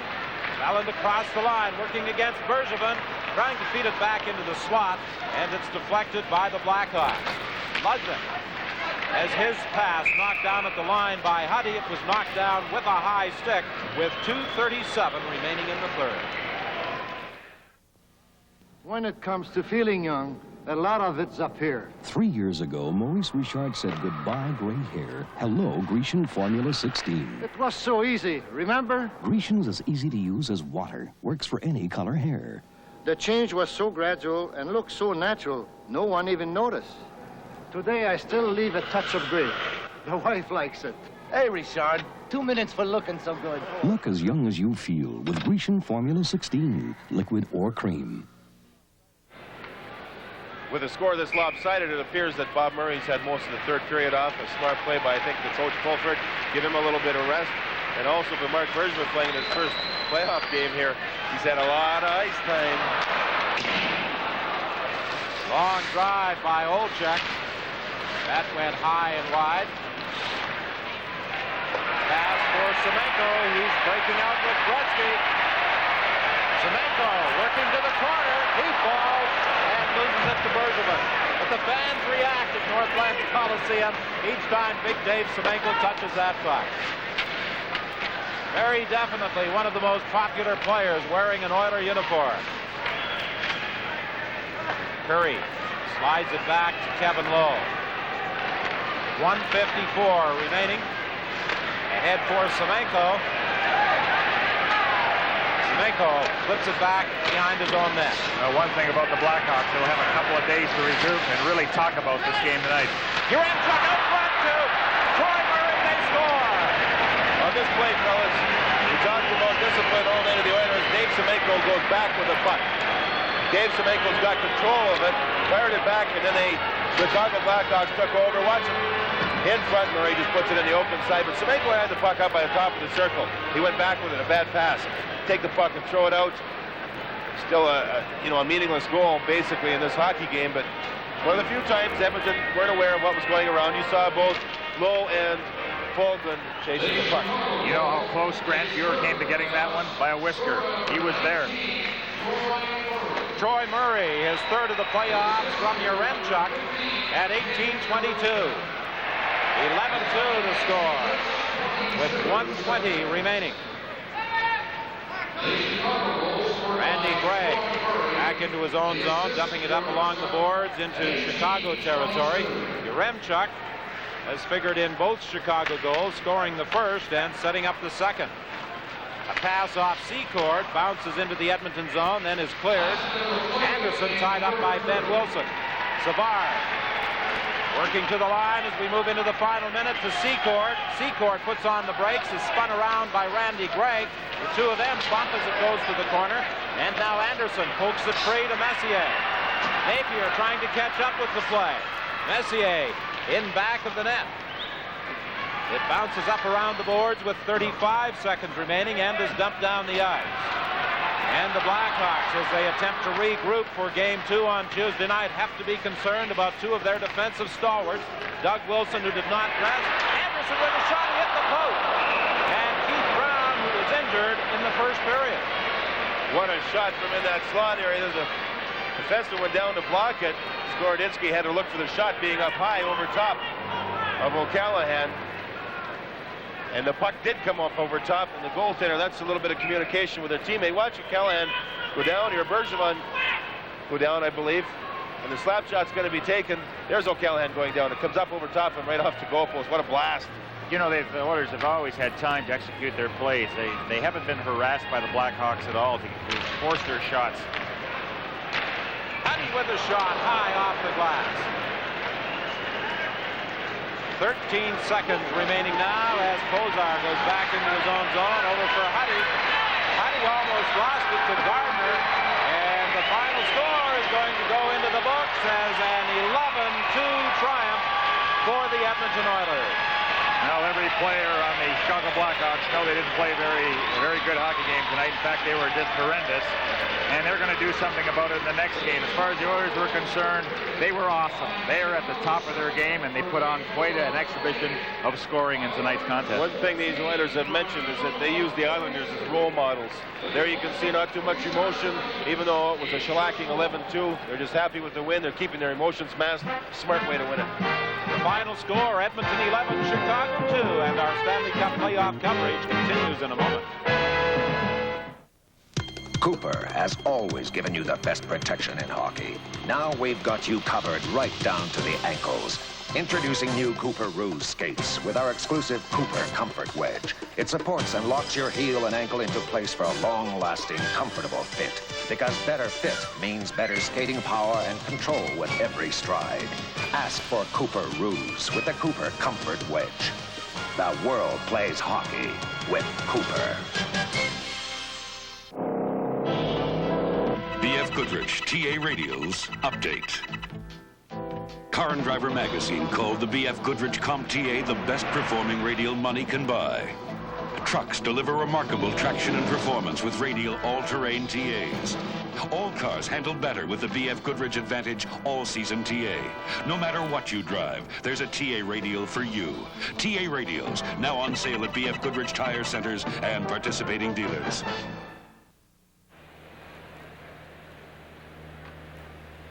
Ladies and gentlemen, here are tonight's Molson 3 stars, chosen by Jim Matheson of the Edmonton Journal. Tonight's first star, from the Edmonton Oilers, number 22, Charlie Huddy.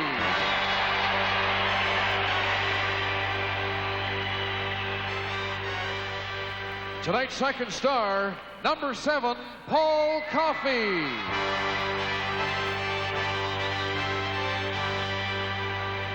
And tonight's third star, number 99, Wayne Gretzky.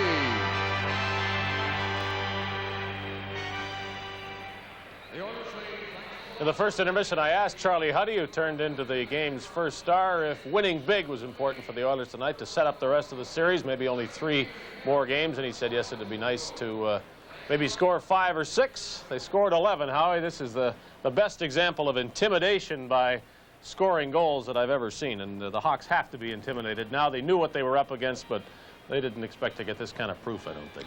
Well, there's no doubt about that, but I think the win tonight just proves the tremendous depth and how well the supporting cast can play of the Oilers. Charlie Huddy, first star, and all the stars on the Oiler team played extremely well, but when the supporting cast, when it's all over and you say, hey, they did what they had to do, anchored by some great goaltending by Fuhrer in the first 10 minutes of the hockey game.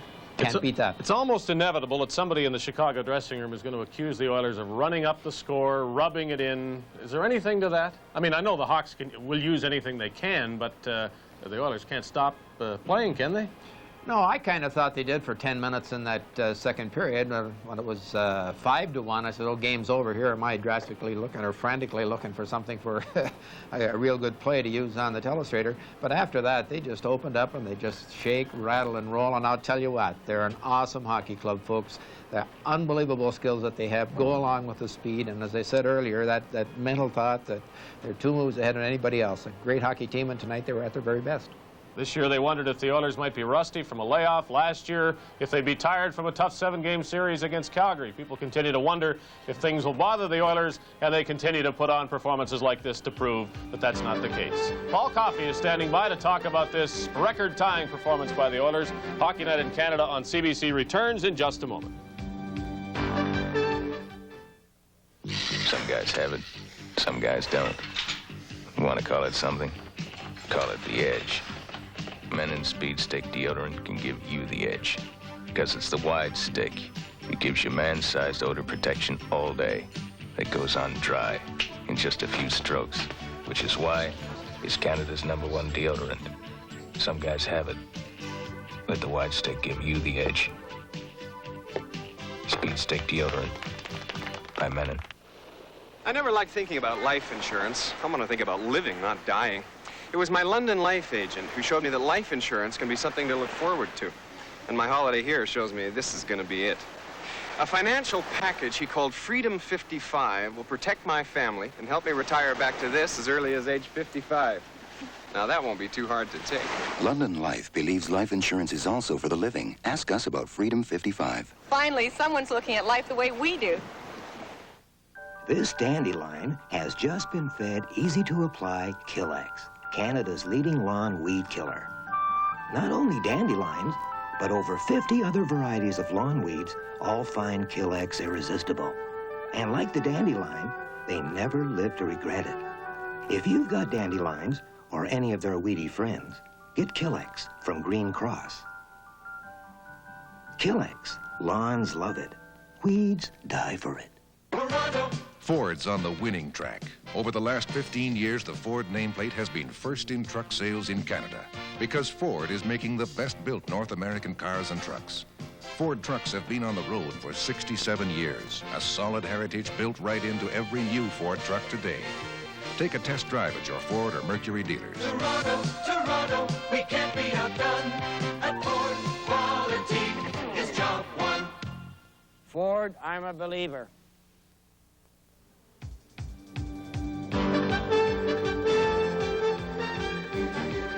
For 4 decades, Hockey Night in Canada and the Stanley Cup playoffs have been synonymous. The goals, the personalities, the exhilaration of victory. And it's no different in 1985. Getting it off to Lysiak down the middle. The veteran coming in on goal. A drop pass. Sutter shoots. Scores! Daryl Sutter scores in overtime as Chicago Blackhawks win the game. Try to get it back to Price, and he does. Screen shot. Rebound. Oh, score! Quebec has won the series. Join us as the tradition continues on Hockey Night in Canada.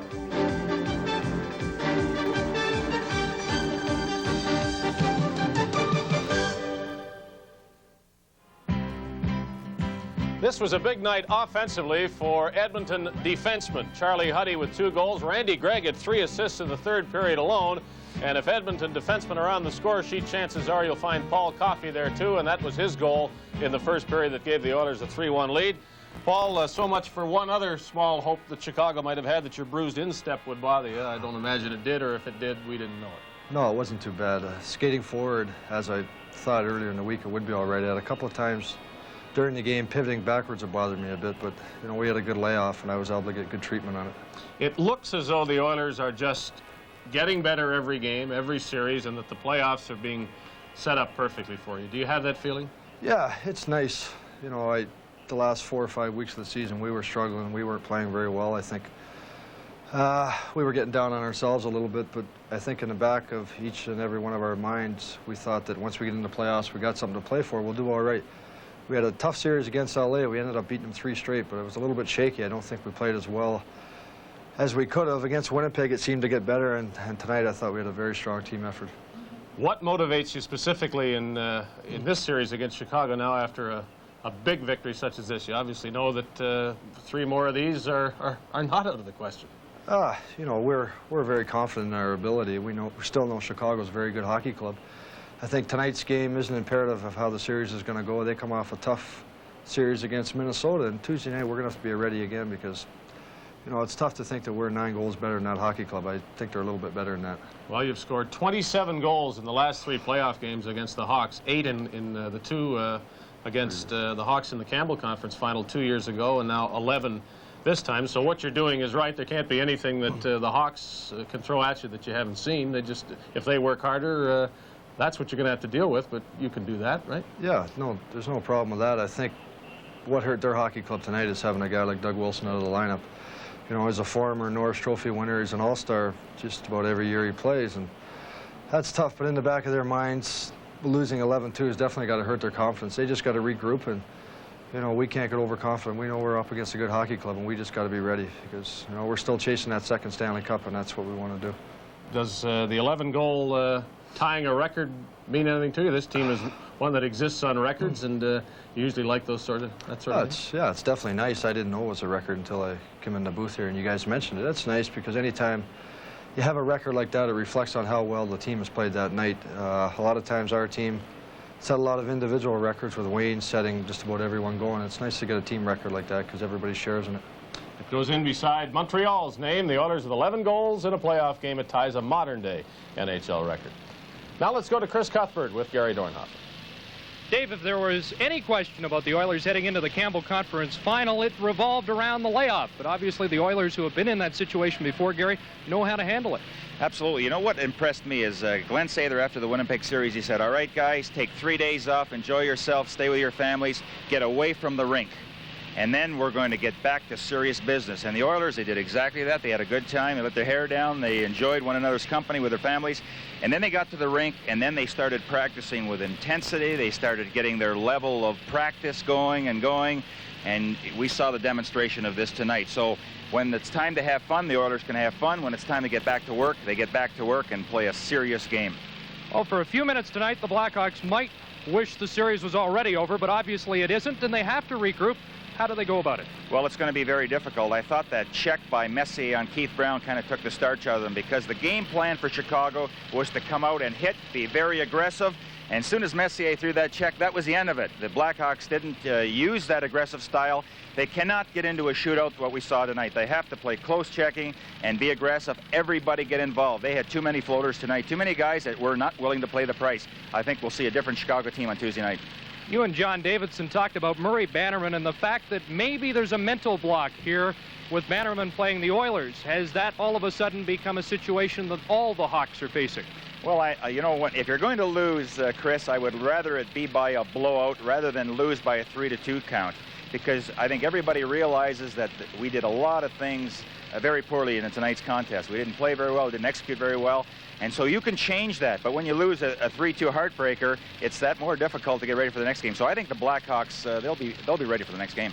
Okay, the Blackhawks were accused in their 1983 series of losing heart when the score got out of reach a bit. Do you think that happened tonight? Absolutely not. No, one thing, Pulford has a control of the situation here in Chicago. They respect Pulford. They're going to play for Pulford. Hey, they're up against one heck of a hockey club. The Oilers are a good hockey team, and everybody thinks it's going to go 4 or 5 games. I still believe that, but I think the Blackhawks can play better. All right, Gary, thanks very much. Hockey Night in Canada and the Stanley Cup playoffs on CBC return in just a moment. The potential for financial success is yours. All you need is the expertise to transform it into reality. Mutual Life has that expertise. They have the people who can advise you on a wide range of financial products. They can help you realize every facet of your financial potential. Personal financial success. Plan for it with Mutual Life of Canada. When the night was thick with the snore of sleep, Jimmy Jet's dream made a giant leap to a toy Esso station that came to life with a Jeep and a dog and his shiny red bike. Then crash rolled the boy who went with his Teddy to find all the people but found only Eddie playing near his favorite toy. So he went back to bed and the dreams of a boy. Give your boy or girl something to dream about, too. The Playmobil Esso station for $19.95 with 6 purchases from Esso, you can save $60. I objected to irresponsible speculation with other people's money. What did Pioneer Trust do with millions in Western Canadian deposits? The Fifth Estate, Wednesday. The Oilers tie a Stanley Cup record. They beat the Blackhawks 11-2 to take just a one-game lead in this series, even though perhaps it should be more. Look, the cliches are going to be, what does Chicago have to do to get back in this series? We all expected this. This is not a surprise, except perhaps the proportions by which Edmonton won. And, I mean, this is a 4-game series on paper every way you look at it. It certainly is, Dave. And I think that what bothered me more than anything about it was the third period of the Chicago Blackhawks. We were sort of hoping that maybe they'd come back and try something a little bit different, get some zip, some life. It just simply wasn't there. And I think the coaching staff really have to be scratching their head saying, listen, I know we had a bad night, but how bad was it? I mean, that was humiliation. They just simply didn't have any zip at all in the third period. There was no bumping, no grinding, no anything at all. You have to have some pride. And Chicago just didn't do in the third period. Now, you look nothing at all like Orville Tessier, but I mean, I heard the same sort of thing 2 years ago. Well, there's different ways of saying it, too, and there's different ways of getting mileage out of your hockey club. I think that Bob Pulford will probably sit down, look at films, sit down with his Roger Nielsen and Cliff Correll and talk about things, and then try and at least get some more honest influence into his hockey club with the fact that, listen, you guys, you have to play with some heart. It simply wasn't there, but you can't go and tell the world that you're going to call the Mayo Clinic to try and get some transplants. Well, are you going to tell the world that maybe Al Secord should go into the corner like a freight train in the first minute of game number 2 and stir something up? Well, it certainly has to be said, and it has to be said for them to go out and do it early in the game. Their game plan going into this game was they were going to go out and try and get at Edmonton early because Edmonton had the long layoff. They simply didn't do it. They have to be told to do it, but they have to be told in a political sense. Okay, Tuesday night is game number 2 here at the Northlands Coliseum. It will start at 7:30 Edmonton time, which is 9:30 Eastern time. And the Chicago Blackhawks will try somehow to even up this series going home to the Chicago Stadium. Again, to repeat, the Oilers had a 3-1 first period lead. They led after 2 periods by a score of 7-1, and they kept going and built the lead to 11-1 until the Hawks got one last goal, perhaps to remember. But they'll remember inevitably this victory by the Oilers. Edmonton 11 and Chicago 2, and the Campbell Conference Final continues on Tuesday night. We say goodnight from Hockey Night in Canada. Live on CBC, Hockey Night in Canada. Brought to you by Molson, North America's oldest brewery with nearly 200 years of brewing excellence. Esso, with over 3,000 locations across Canada to serve you better. And by Ford of Canada, where quality is more than a commitment. Quality is job one.